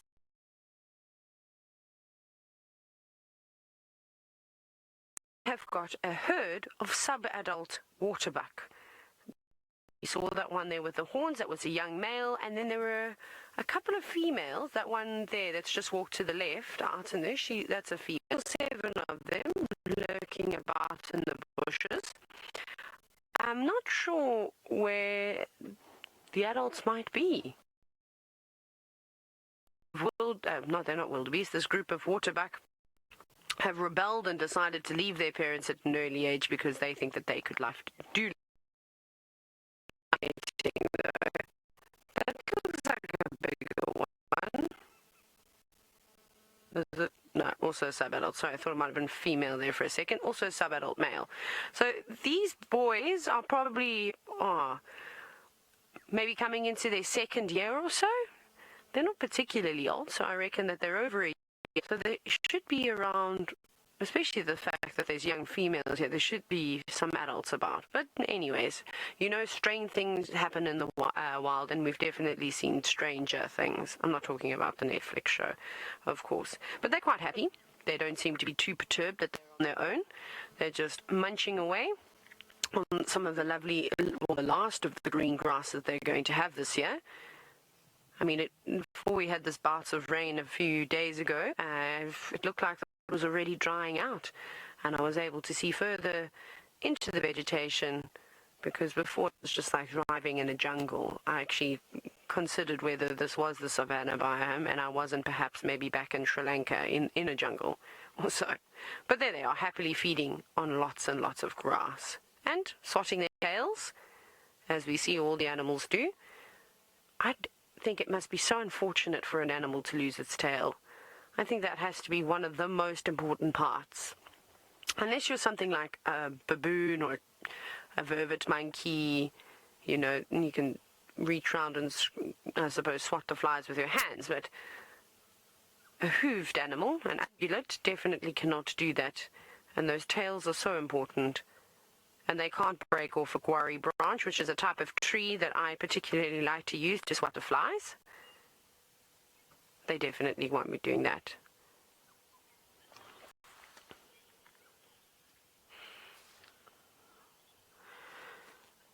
Now, sure, Jaden, you're all the way from Singapore and you're asking a question this morning, and you're only 11 years old. Now, it's very difficult to say exactly how many species of animals, how many different types of animals are here at Karongwe Game Reserve, because it isn't just about the waterbuck that we're looking at, or lions and leopards and cheetah and giraffe and elephants and rhinos and buffalo and hippos. There are so many more smaller creatures. Like there are different types of rodents. We've got the world's largest rodent. We've got porcupines. We've got Africa's largest rodent. Then we've got things like pouched mice and gerbils. And then there are a whole bunch of reptile species. Yesterday afternoon we saw some plated lizards. Then we've got crocodiles and water monitors and rock monitors. Let me not even tell you about the hundreds of bird species that we get to see. So it's quite difficult, I think, all in all, to give you an exact number. So my number to you is going to be a lot. There are so many different animals, and every time you come on one of these live safaris with us, it's going to be completely different. This time of the year is actually quite nice for you, but you can find them when the sun comes out. It's a bit too cold for them. It's not a problem for the waterbuck because they've got a long, shaggy coat. Now, Ed and I, if you look very carefully, well, you probably need to look. The hair of a waterbuck is actually almost hollow. You get to see here, though, but definitely the waterbuck in Kenya, some of the viewers may have seen them running through water. I know when I was up in Zambia, the waterbuck spent a lot of time in water, and sometimes they'll run through that to try and evade predators. But we'll chat more about that at some other point. We're going to let the waterbuck enjoy their breakfast. Let's go and, I suppose, chill with Nikki.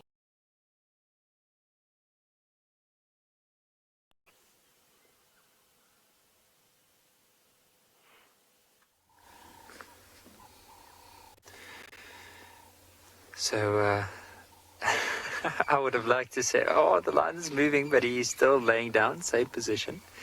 And that's the thing, like what makes it so special is, early on, I just wanted to let all our viewers just experience what this lion is experiencing at the moment. So I'll be as quiet as possible, but I want you to listen to all the sounds. You might even hear this male lion snoring. I heard him snoring. So let's just listen.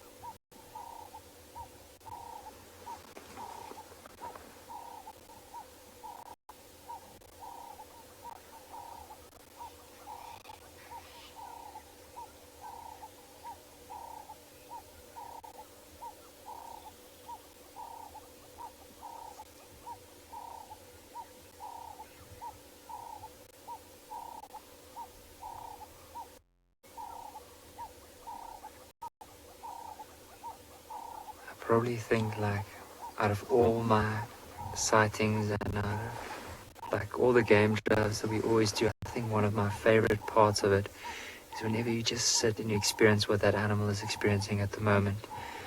Because I mean, for us, we often tend to move from one area to another, to another, to another, but for them, I mean, there's no rush to get anywhere pretty soon, and so for them, it's just enjoying it and resting up as much as they can before they eventually start moving, like tranquil, like sitting here and just watching him and restful he is.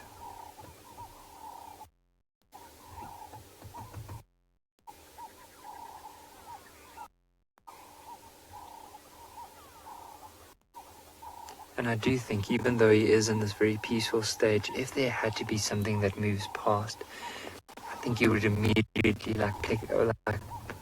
pick up his head and have a look and see what it is, because subconsciously I think he's still very aware of what's going on around him, even though it does look like he's fast asleep.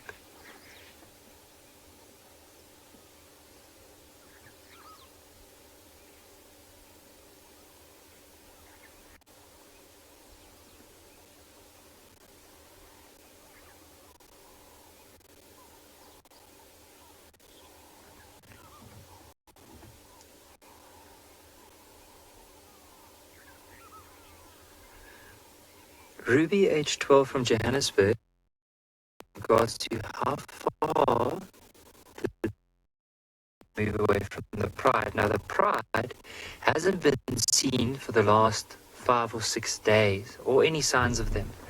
So I think that the pride and this male lion is a couple of kilometers away from each other, maybe more than 10, 15 kilometers away from one another. And what will eventually happen is with them moving, so yesterday they were that one female that we think is denning at the moment or might have some youngsters. And so what they might be doing from there on, so they probably went to patrol the area, went past her, and now they're going to start to go and see if they can join up with the rest of the pride.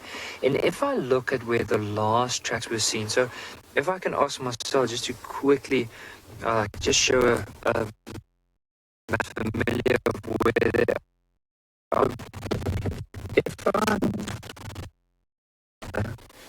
So we are probably going to be right here in the center of the reserve. So I'm going to try and do it in such a way that everyone can see. So we're in the center of the reserve. So this way is east, so that's towards Mozambique side. And this way here is west, so towards the Drakensberg. Now, the last time the pride was seen, they were seen up in this corner right over here. And this is where they are now. And that female that we think might be denning is up here. So the general direction now looks like they might be pushing to where the pride was last seen, up in this area right over here. So it'll be interesting to see. Maybe this evening as well we'll come and spend some time with these males and see where would they go from. There's a good chance that they might join up with the rest of the pride, and then we can possibly see them again. It'll be interesting. Have they made a kill? Are they still in a good condition? What's going on? Because I said, we haven't seen them in the last 6 or 7 days. But for now, we are going to link to someone. I just didn't get their name, but James, with some elephants.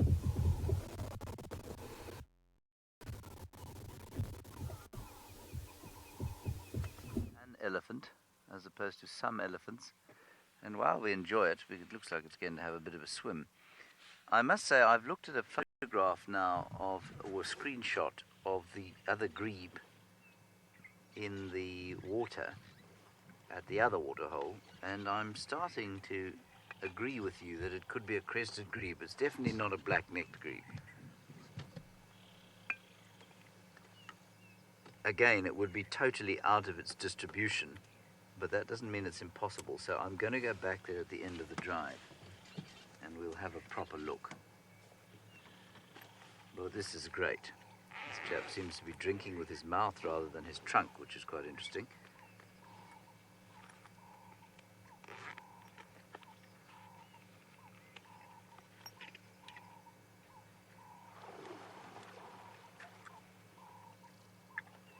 Having a bit of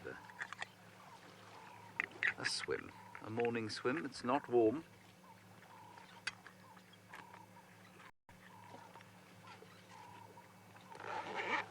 I think it's probably only about 19 or 20 degrees, and yet we're having full swimming. It's quite fun.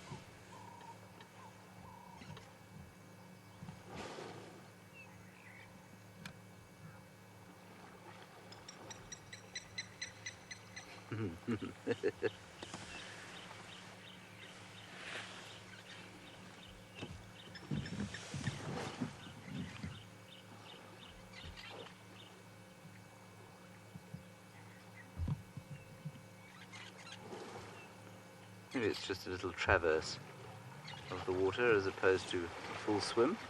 Yes, a crossing. It's nice to see.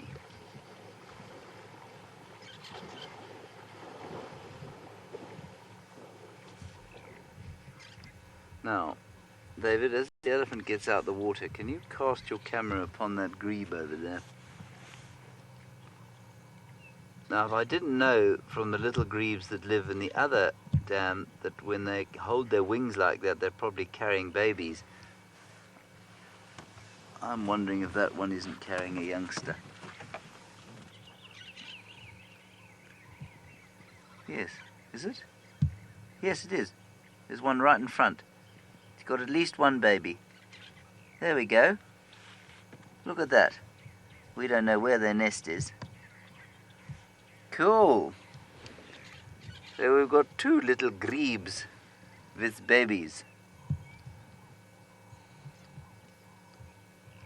And possibly a totally out of range crested grebe sitting at the Djuma Dam.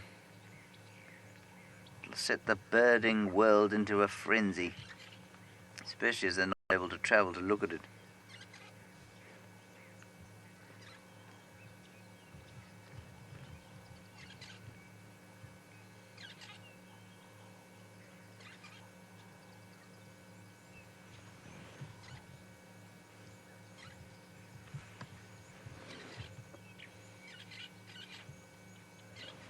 Cool. So we've come up to Buffelshoek Waterhole here. We very luckily had a brief view of that elephant. He didn't hang around for long, naturally. And the day is a bit miserable with this cloud overhead, and I'm hoping it might burn off. That makes quite a nice picture, doesn't it? We'll do a quick trawl of the eastern portions of Djuma. See if we can perhaps pick up on tracks of Thandi, our favourite leopardess, and maybe her babies, but I think it's unlikely. And then we'll head back towards the waterhole and see if we can find that crested grebe.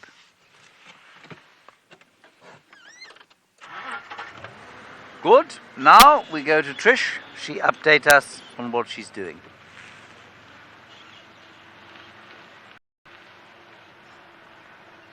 I update you. I have found very, very, very fresh leopard tracks on Zoe's, which is in the west. And then they darted further west into the block, kind of between Zoe's and Impala plains. Well, actually Belanites, or turning into Belanites. So I'm quite certain it's Hukumuri, and they were very, very fresh tracks. So now we're just driving around this area to have a look, because once the tracks got into that block, I could no longer follow them.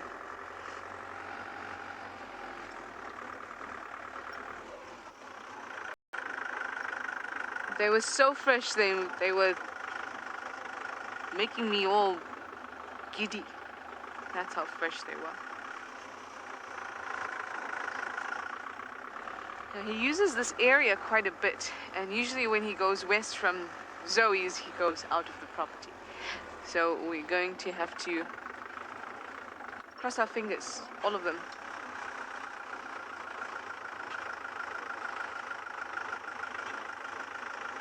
They were so, so fresh.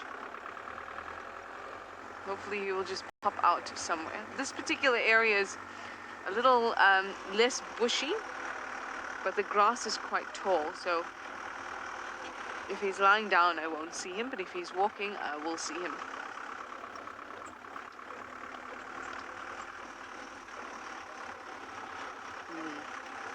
Okay, well, that's lovely. James has some more elephants. Let's go over to him and enjoy.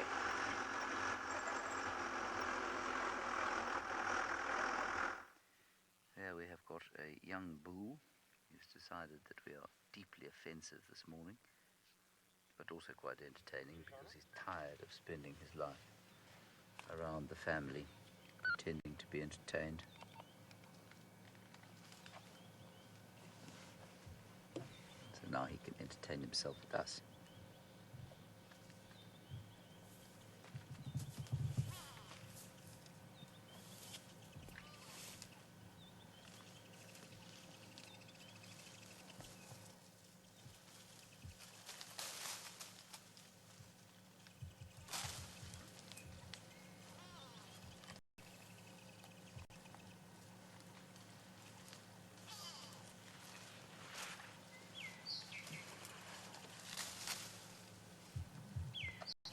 A number of you commenting on the grebe, and having seen the picture from the dam cam, I must agree with you that I don't think it is a little grebe, but I think crested is our best option at this stage. I promise I'll go back before the end of drive.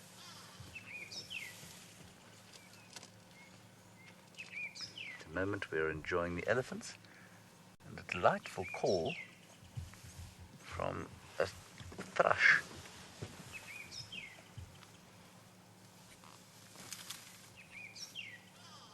The ground scraper thrush, no less, but we won't see it because it's in horrible light.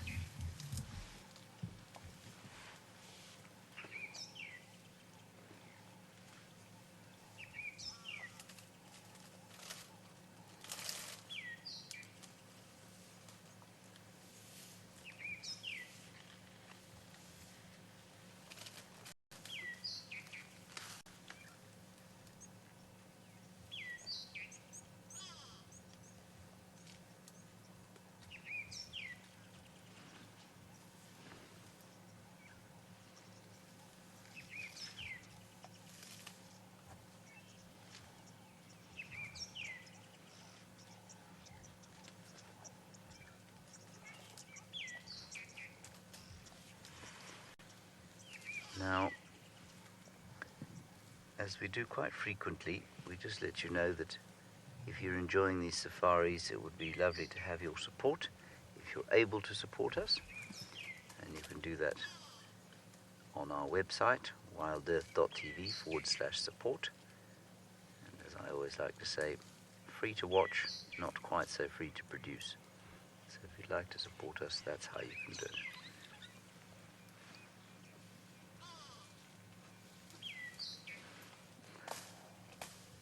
There are elephants all over, I can hear them.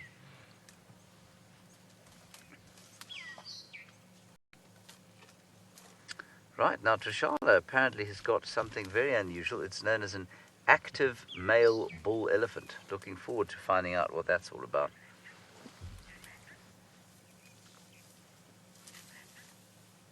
He is quite an active bull. You can see just where the activity is focused if you look closely. There seems to be what I call a sixth appendage for an elephant, fifth being the trunk.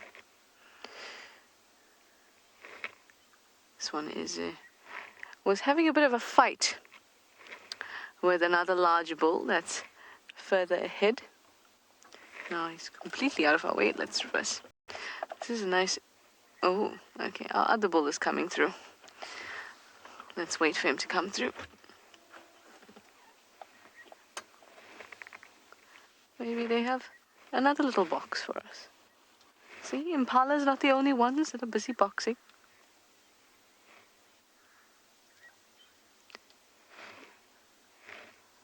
Hey, big boy. Yeah, I can see him.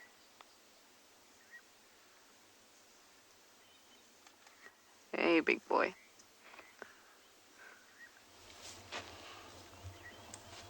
You can see there was definitely a competition going on between the two. Hi. Hi. Oh, you are a little bit better behaved than your counterpart there.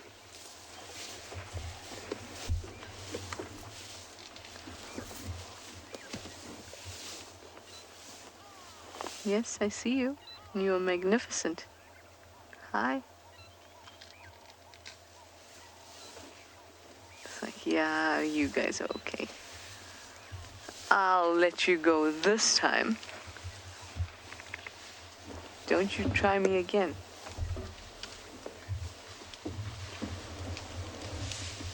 Okay, they're going to meet, so let's reverse a little bit so it's a little bit easier to see and to fill.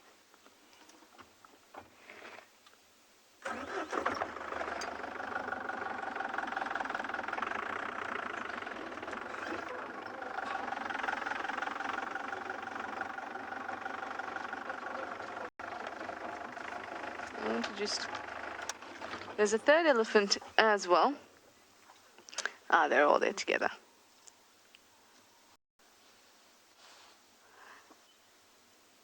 You can definitely tell that the broken tusked one is the largest of the three. Oh, there we go.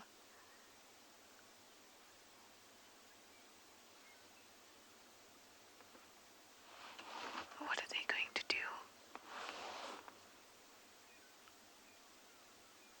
First, we've got a battle of eating.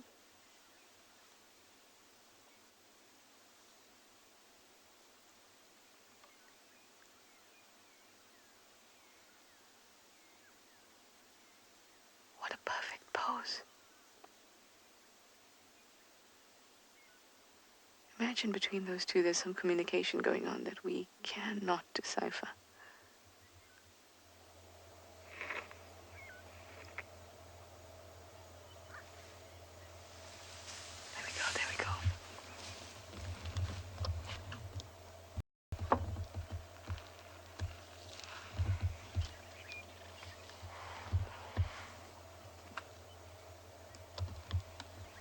You can actually see the smaller one is a lot less and a lot more involved here. He's got his penis fully out and erect, and the other male, the largest one, not yet.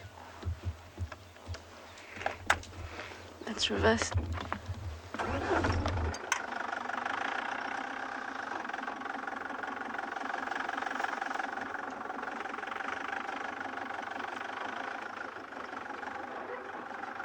Let's go around this tree.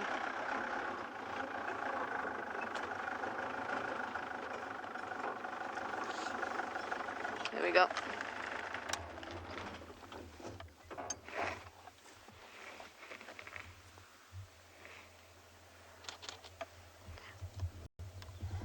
It doesn't look like a very serious fight. You can see there's no females around that they would be actually fighting for. They're actually just kind of working through the hormones that are coursing through their body at the moment. Males will hang out together like this in bachelor herds.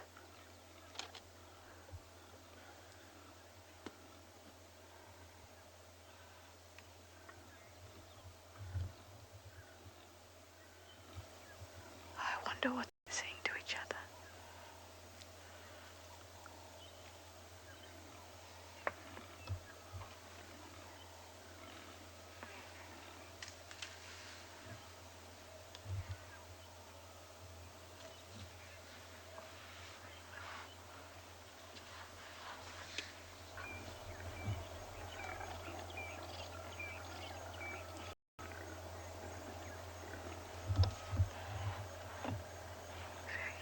Very cool. There's a small gap ahead of me. There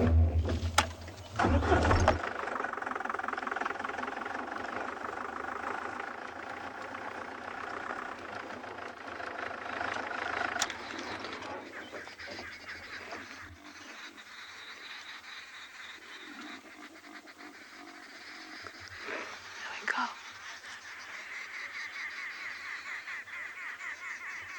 Aaron, you'd like to know, are there any real tuskers left in South Africa? Tuskers are those huge bulls with massive tusks. I mean, I'm not exactly sure what length constitutes tusker, but I've definitely seen some very impressive bulls with some very, very large tusks. I actually remember seeing them around the Kruger boundary, Richwood. But, you know, that gene to have those really large, ostentatious tusks is slowly getting removed from the population because, remember, or not actually slowly, quite quickly. And that's because the animals that had those large tusks were the ones that were poached. They didn't have the opportunity to push forward as many offspring and genes as they could have if they weren't poached. So you'll find that smaller tusks and tusklessness will become more common. And that is a result of... Impalas are also boxing. Everyone's boxing in this particular spot. The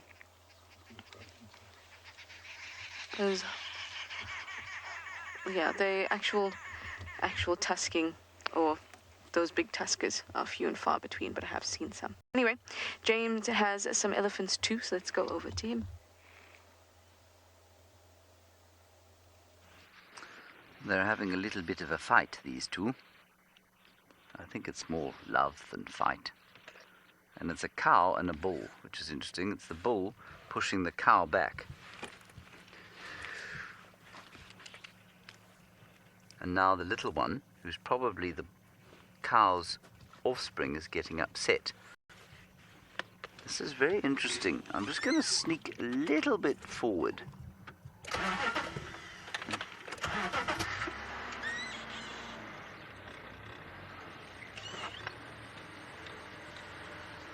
Normally, the cows hold sway in a herd like this, unless a big bull comes in and he's in must. And this bull doesn't look like he's in must to me. And he's also not that old. Although the smell of what I am now smelling must.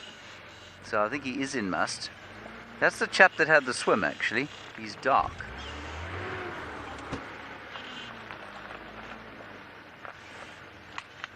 Now he's breaking a bush.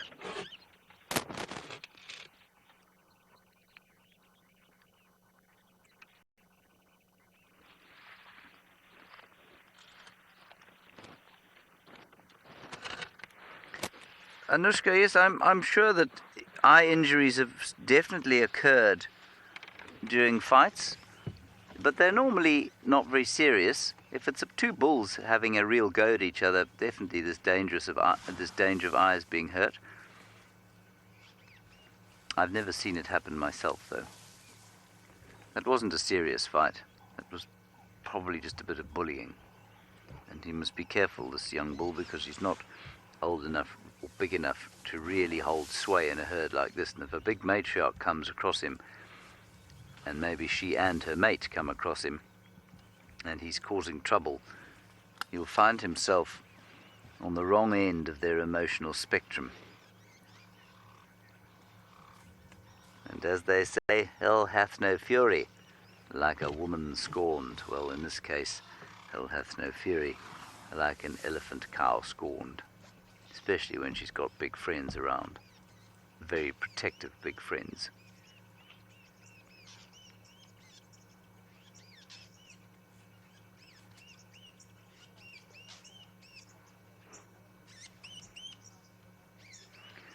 Rebecca, I've never actually witnessed elephants mating in the open. No, I've seen it kind of happening behind bushes, but I couldn't tell you.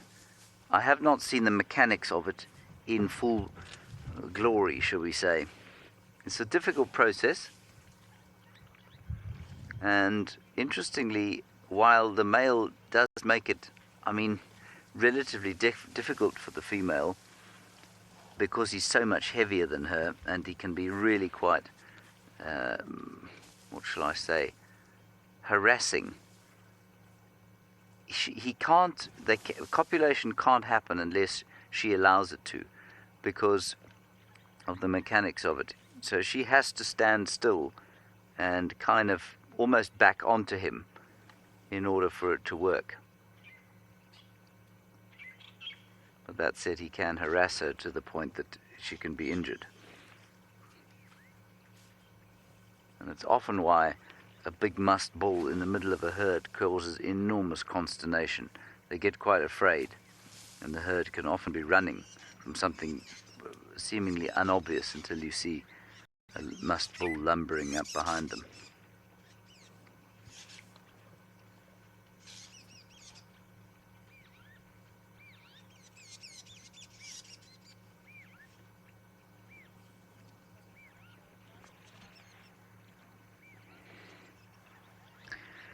Amanda, some elephants have got tusks, or some elephants don't have tusks in this part of the world, purely because there seems to be some kind of genetic trait that's carried in the population, and some of them express that trait. I'm not sure why or how many genes are involved, but it's genetic. Some elephants are just born without tusks, and they don't ever get them. And in Asia, of course, the elephant cows don't have tusks at all. Only the bulls have tusks.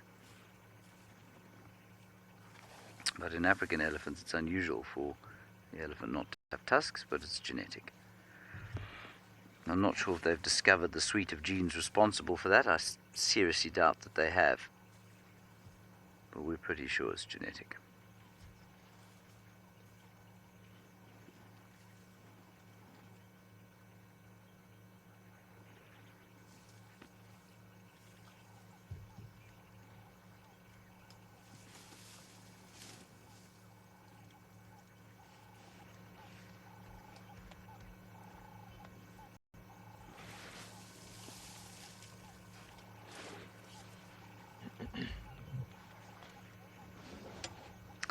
Krista, she's normally the oldest cow in the herd. I suspect sometimes that the matriarch gets a little too old, and perhaps the leadership role starts to pass to her younger relatives, daughters or cousins, to the next oldest.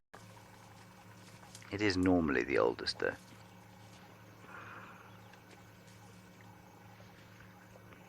And you can see it. It's not, if you watch an elephant herd, especially out in the open, it's not too difficult to pick which one is the matriarch.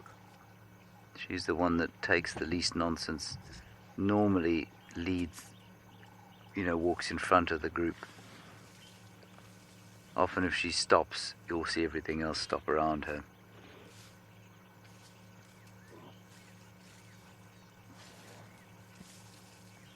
Alright, I want to carry on now because I need to do a quick trawl of the east and then nip back to the waterhole to try and get a view of the crested grebe. The only thing that'll stop me doing that is a sighting of Fanny.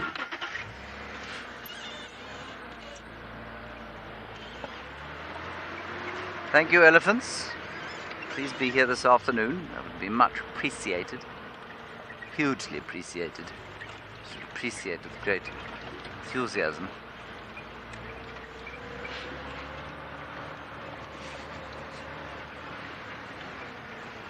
More elephants in there, which is lovely. They're all in thick bush though, so I'm going to just continue on my way.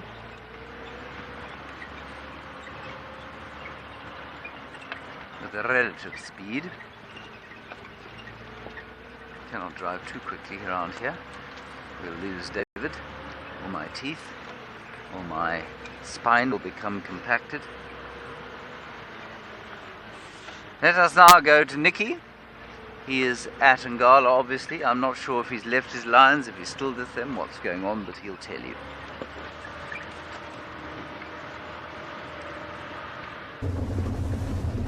So we left those male lions, they weren't doing too much. And we decided with the sun coming out now, maybe it's a good opportunity to come past one of the waterholes to see if there's anything. So there's a beautiful water right in front of us. And let's see what we can get. So other things that we saw along the way, like quite a few of the more common animal species, like the giraffe. We saw a giraffe in the distance, some wildebeest and impala, but we haven't really seen a lot of elephants or even buffalo this morning. And I think it might have been because it was quite a cool morning. Let's just go up here. Oh, you can actually see the hippos. Let's stop right there. Marcel, would that be all right for the camera? Okay. Oh, and there's some waterbuck, it looks like, at the back as well. Yeah, and a waterbuck with a little baby. Have a look.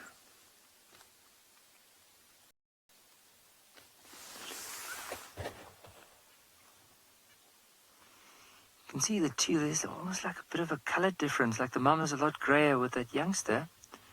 See how he's cautiously approaching the water, but he looks more like a present to mum.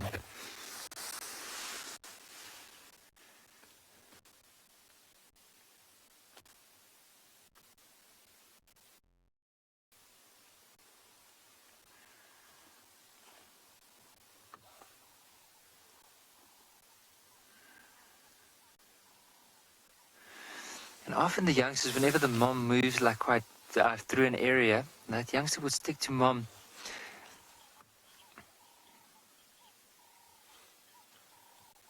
Asaf, you asked a really good question. Do we have any tourists in that currently in the lodges? Unfortunately, no. We are not able to do that, as well as people within, especially South Africa, are not really allowed to travel anywhere at the moment.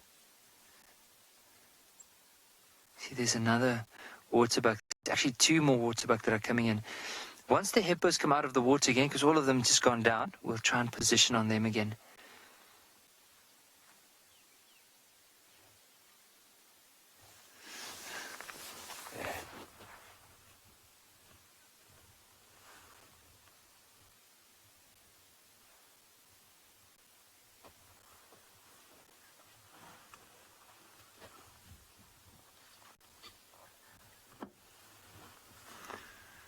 The only thing you see about the hippos is just the nostrils coming out of the water, and then as they spray out that bit of water.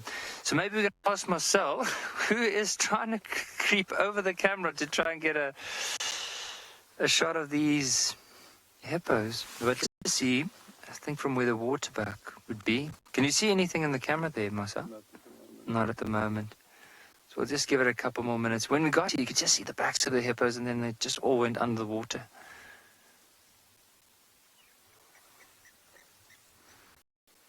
You can hear there's some lapwings that might just go into the picture. You'll see them coming in.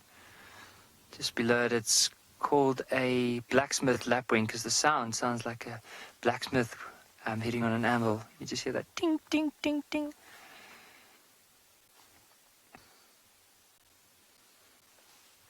And the thing is, if we were to stick at this water for quite a bit, like it is warming, eventually you'll find some of the zebra and impala coming down to drink.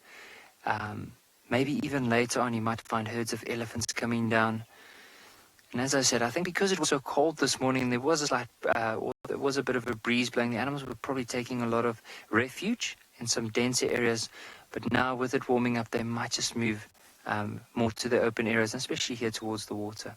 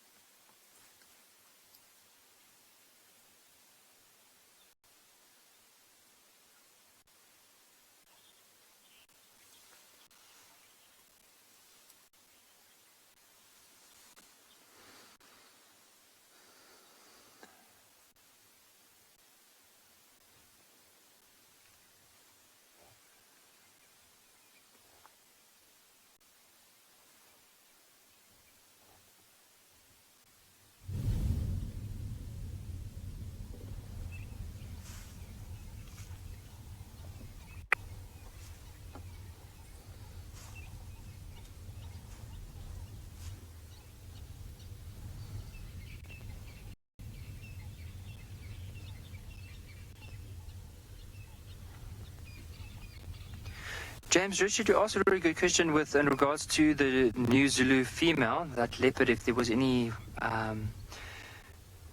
if we knew anything about her whereabouts, any updates. So as it stands, we haven't had any updates of leopard also this morning. There was some tracks of a male, but he was quite close to where those lions were. But I think with the lion moving into the area, he would have moved in the opposite direction. So unfortunately, we weren't able to track him. But we, as it stands, didn't have any updates on the new Zulu female. I think for the last maybe week or so, we didn't see any tracks or signs. But also, like some of the other leopards have also proven to be quite hard, because the areas they do move in is either areas where there's no signal, or it's into these really dense drainage lines where we can't really get in. But we are going to explore. I think we'll probably start making our way in the territory of that new Zulu female and see if there's any signs of her, or even maybe that other one called the Ngala female, so also a young leopard with a youngster with a, I think a few nights ago, that was the one that we saw with that carcass. So we'll definitely give it a go as we carry on to try and see if we can get them. But there just hasn't been a lot of signs of them recently.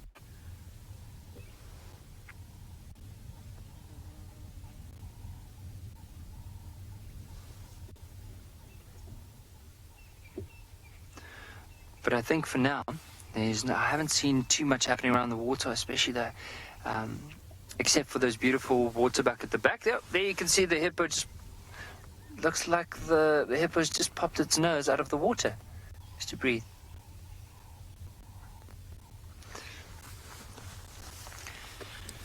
It's so interesting because April, you asked a very good question. Do hippos sleep in the water at night? So hippos, mainly at night, that's when they move out of the water and they actually go and feed off grass. So they'll move, they can move quite far, maybe up to 10 kilometers away from the water, and then eventually they come back in, and then normally they rest and they sleep in the water in the day. And the thing is, their skin is very sensitive to sun, so they do need to be in the water in order to keep it from drying out. But for now, they have moved under the water, and if we had to wait for the hippo, we might wait quite a long part of our day before we start seeing them coming out a bit more. So I think for now, let's carry on and see what other interesting animals we can find along the way. But it is a beautiful waterhole. It is a beautiful day. It is still nice and cool, but let's give it a go. Now, what we're planning from here is there's that hyena den that's not too far away from where we are now. Maybe we can just go past there and see if there's any signs of the hyena at the hyena den. I don't think we've got them on camera yet, so that would be really special if they are home today.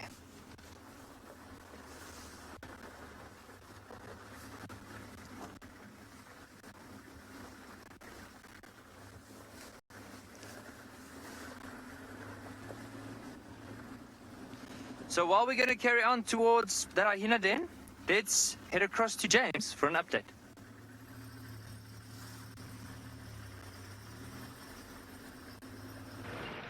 Hyena den at Ngala. That's very exciting. I would very much like to see that. That will be very exciting. We've done a little trawl of the east. We're still sort of on our trawling of the east, but we've come off the eastern boundary and are now heading a little bit south. And so far, no sign of Tundi, the leopardess. Anyway, it is the way of things in thick bush like this. We will be grateful for our elephants and our grebes and our hyenas.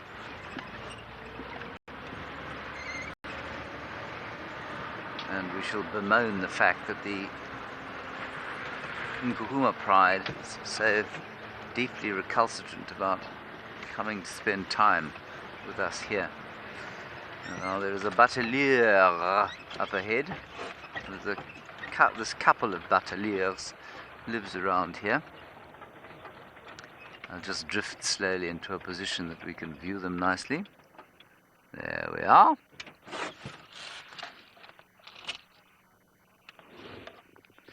David, yes indeed, we do have a fruit here called black monkey orange. In fact, it's one of the most common trees that we get here. It's a very obvious kind of encroacher species. Naturally, as I look around me here, I can't see any of them. Its Latin name is Strychnos madagascarensis. Let me see if I can find one after we've looked at this magnificent bird. And you can hear some Cape turtle doves and some rollers having a fight with each other.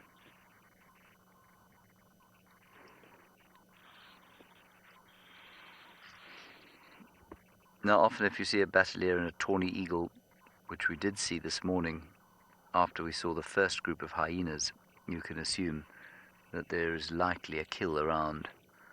But a batelier just sitting in this area is normally an indication that they're just at rest, because they have a nest close by.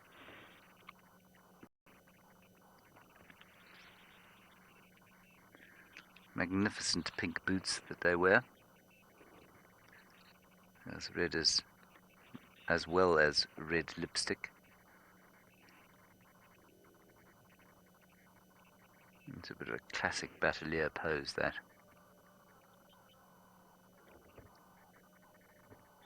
And off goes the batelier, and if you listen very carefully as it flies, you may just have heard the mongoose starting to call, just to warn each other that there is a bird of prey in the air, even though it is mainly a scavenger. Good. Across to Trishala now, who's got some pigs.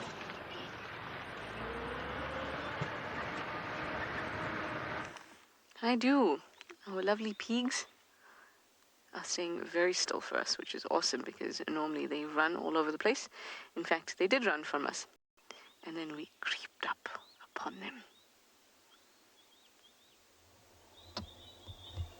I often do wonder what animals think when they see us and then run away, and then they see us again, but we're not doing anything to them, so what are they doing?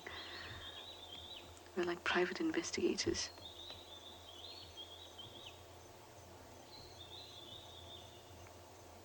Very cool. Now they're actually in the block where the hyena den is. Quite far from it at the moment, but they're still in that block. I think these are the 4 males that Ruben actually chased out of that den that she's using now. They look familiar. They have shaggy hair. Very, very good stylists. And they are males. And they're all around the same age.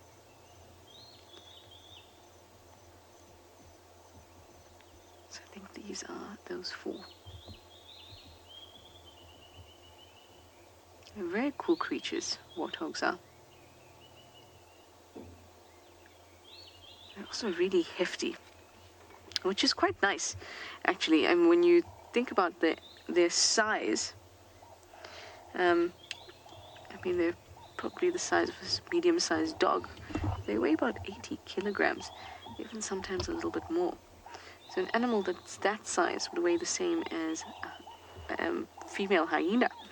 So they're very, very stocky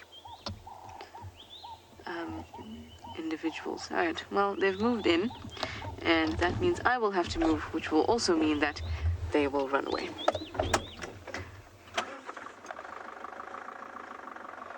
Let's see. Okay, I'm going to send you to Taylor. Oh, the warthogs are very brave, who's apparently got some hippos and a surprise. So let's go and see what it is.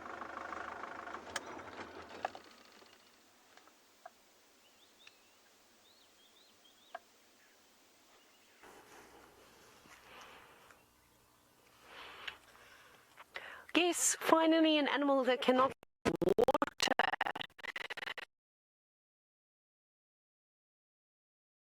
A lot of them are about to fall asleep. They've got their eyes closed. It's been a crazy day.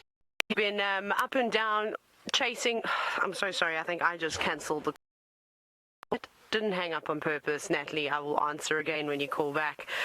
Basically, what happened was we chased elephants. We were following the male lion tracks. We had his tracks and down to, I'm just looking to see that if the call comes back up, then I can answer it. So we decided to, there we go, okay. So we basically decided that should we go after elephants? Should we chase after this male lion? And Alex, I don't think you answered the call. Everyone, gremlins, tech gremlins are amazing. Anyways, so basically what happened is that there were two people that were helping us look for elephants, and they managed to find them, but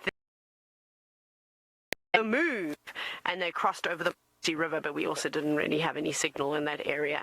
I'm going to answer a call again.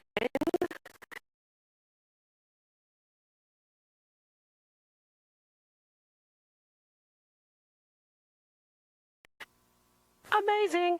So yeah, so I just thought that, you know, I needed to stretch. I wanted to watch some animals. I thoroughly enjoy watching hippos.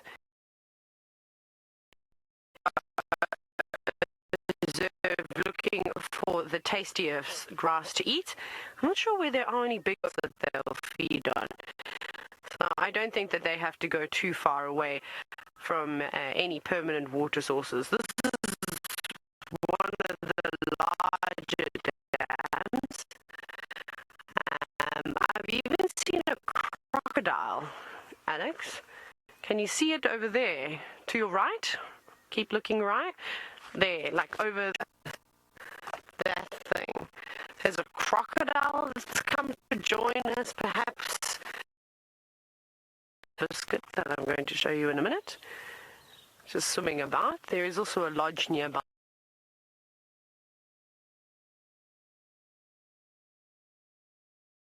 Yeah.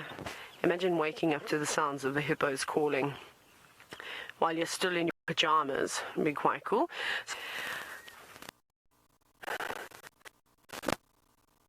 This coffee.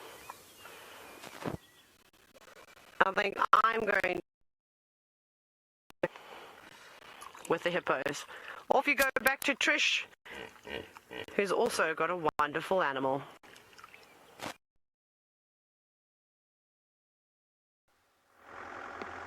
Ooh, some bug just hit my head. What was the surprise? I heard hippo and I didn't hear what the surprise was. So I am going to head up to quarantine, or in the general direction. Just mill about there for the last few minutes of drive. See if anything comes to say hi. Now those leopard tracks were fruitless, unfortunately. Oops. Which I'm really disappointed about because they appeared very, very fresh. But I mean, when I say very fresh, I mean maybe an hour old. Maybe 40 minutes, 45 minutes old. And in that time, an animal can get out of the property very easily. It was still fun to see such fresh tracks, though. I haven't seen nice fresh tracks like that in a while.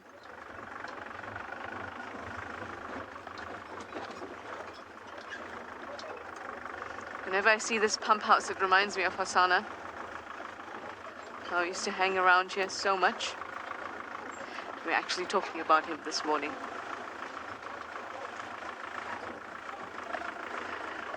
What a clown he was. The best leopard ever to be introduced to leopards in general by Hosanna was the best thing ever. He was the first leopard I had ever seen.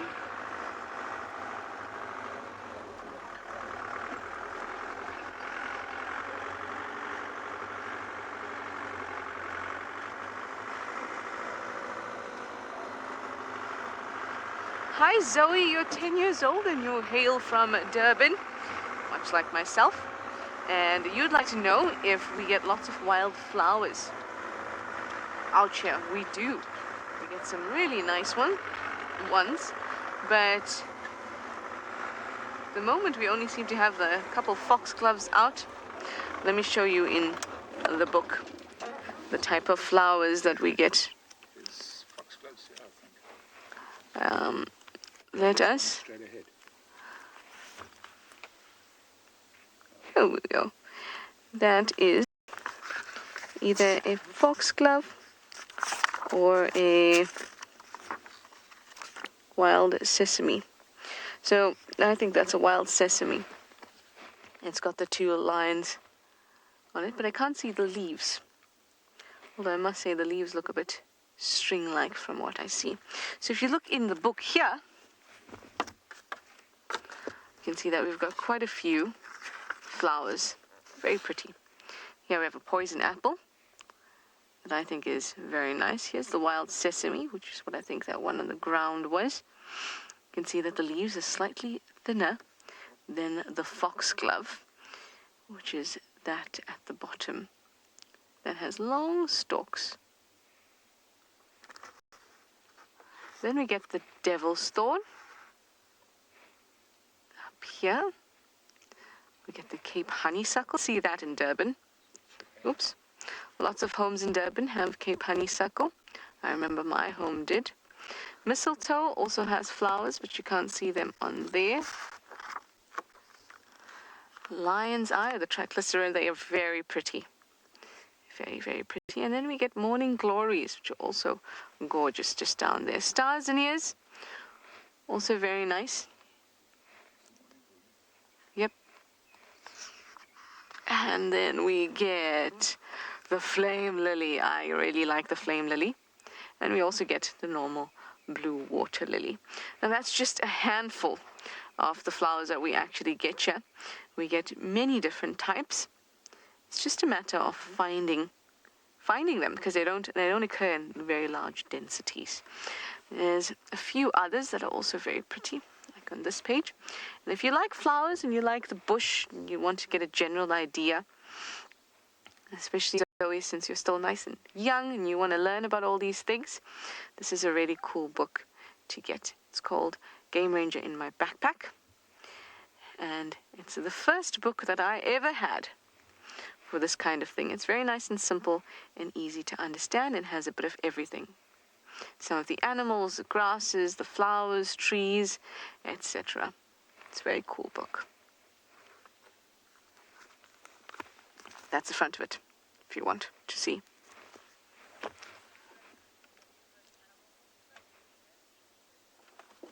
I'm just going to grab that name from you again, Natalie, please.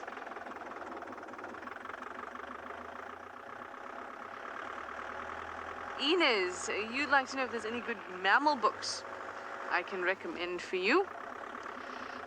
I think there are two that I can recommend. Mammals of Southern Africa.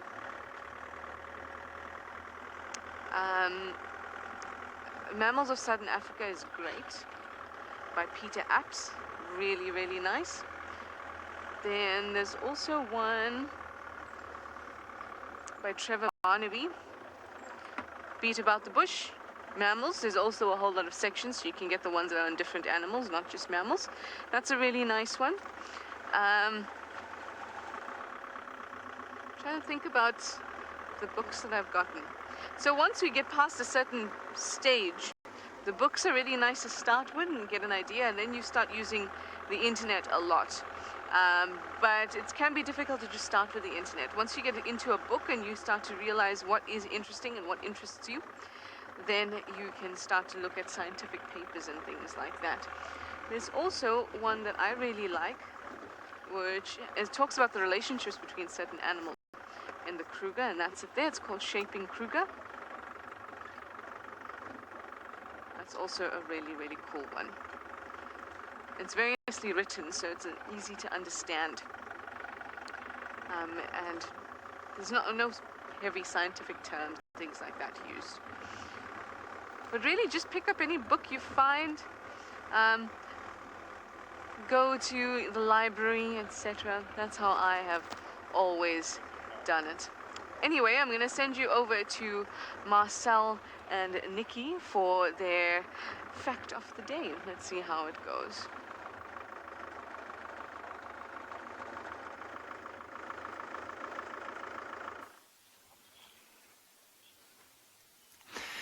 So we checked the hyena den. We didn't see any hyenas this morning.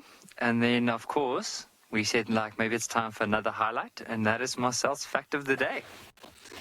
Here you go. Thanks, Nikki. Okay, so Saturn is the second of the gas giant planets, and it's about 95 times as massive as the Earth, with a radius about 9 times the Earth's radius. The average density is 0.687 grams per cubic centimeter, so that's actually lighter than water. So if you fill a bathtub large enough, if you could find one, full of water, Saturn would actually float in it. And the surface of gravity is 10.44 meters per second, so that's the gravitational pull. And the escape velocity is about 35.5 kilometers per second of it. Yeah.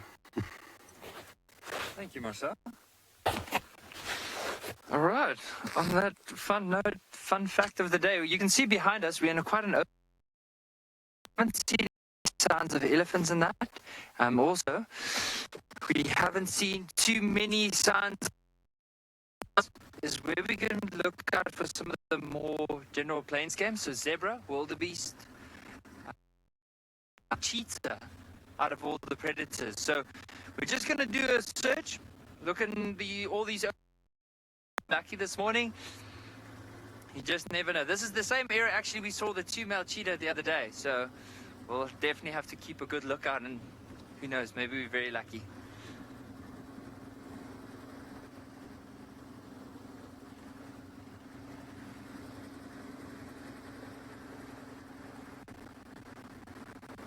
So while we're carrying on, fun update.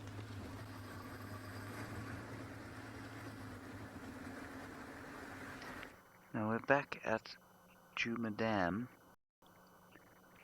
and if that other grebe has disappeared, I shall be very, very upset. I can't see it anywhere. Now we've parked away slightly from the nest of the other grebes, of the little grebes, because they were on the actual nest and I didn't want to frighten them off it. The babies were on it and they floated off into the water.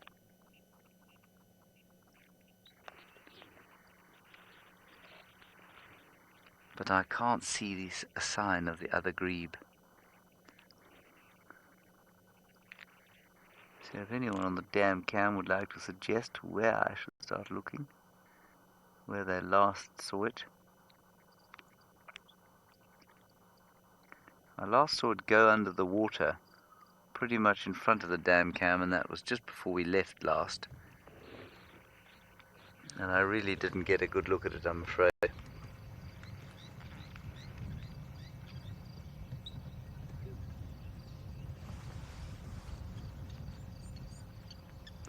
While we're looking, the monitor is on his diving board, the end of the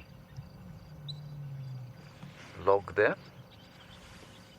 There's a terrapin and the monitor just up and left from there. There it is. Lots of activity around here. You can still see the egret in the grass away from the water, but I would expect to find the grebe in the water, unless it has decided that it's going to fly a war.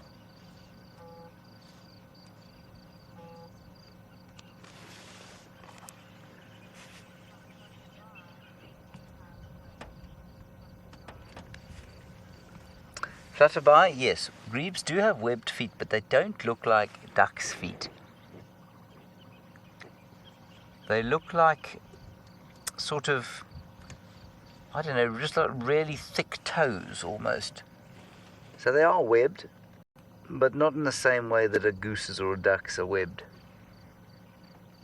I mean, the best way for us to show you that is to actually see the feet. But that's not quite possible at the moment, because I think we'll frighten the poor old grebies off their nest.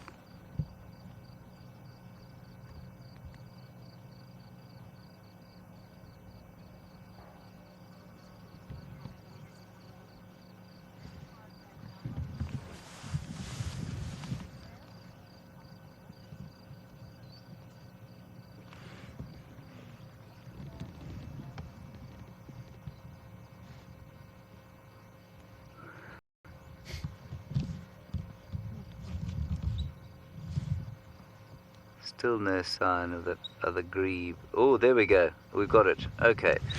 It's basically on the fence. Can you see where the fence is, Dav? I think that's where it is.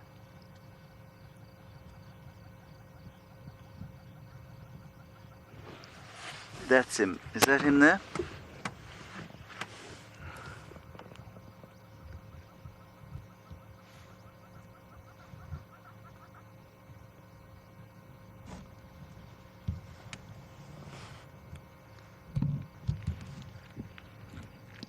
I think that's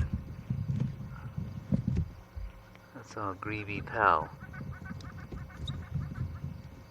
Is it though? Is it moving?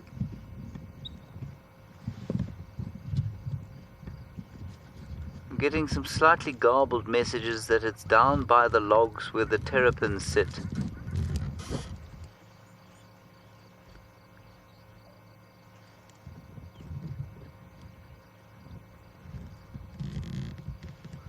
I think we should go around there. How much time have we got left? We've got 3 minutes. Let's go quickly. Let's go quickly, everybody, because a crested grebe would be a very special thing.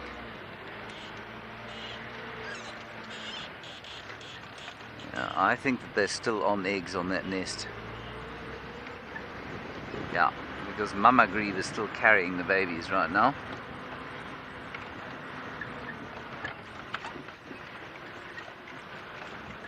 Or Dada. I don't know if it's Mama or Dada. Bump, bump. Thrash, crash. Smash. 90 seconds to find you a crested grebe that you found yourselves. You didn't need me to help you.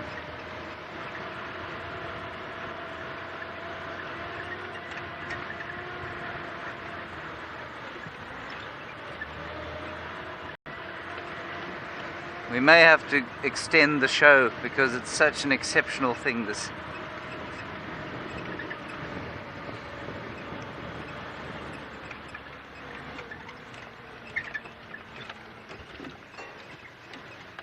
Right now, we're in the correct vicinity, and whether we will be able to get a view down over the Vulture fence line. That is the fence, by the way, to the camp Vulture, where when Djuma is open after lockdown, guests will resume the enjoyment they have. There it is. Well, there is what I was looking at. You see it there in front of us, Dav? Dead straight ahead, that white thing. Yeah, that's it.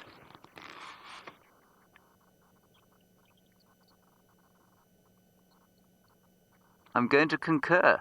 I think we have a crested grebe. I'm just going to take my extender out, put it and take a picture, because the birders of the world will be sore amazed to hear that we have got a crested grebe in this part of the world. I will take all of the credit that is due entirely to the zoomies who very cleverly picked it up, on all you damn cam watchers, but I'm going to take all of your credit and say that I found the crested grebe out of its range, and I'm so clever.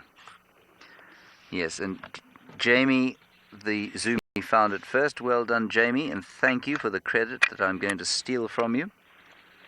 No, I promise I won't do that. I shall tell them that a whole lot of viewers around the world managed to find it. Brilliant. Well done to you all, especially Jamie, who was operating the camera at the time. Oh, this is not going to be a world-class photograph by any stretch of the imagination.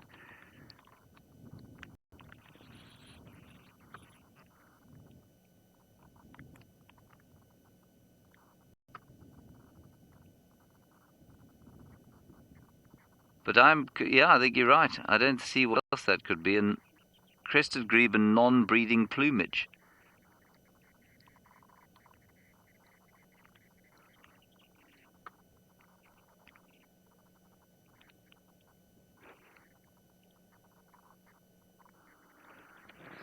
All right, everyone. What a drive. Beautiful stuff.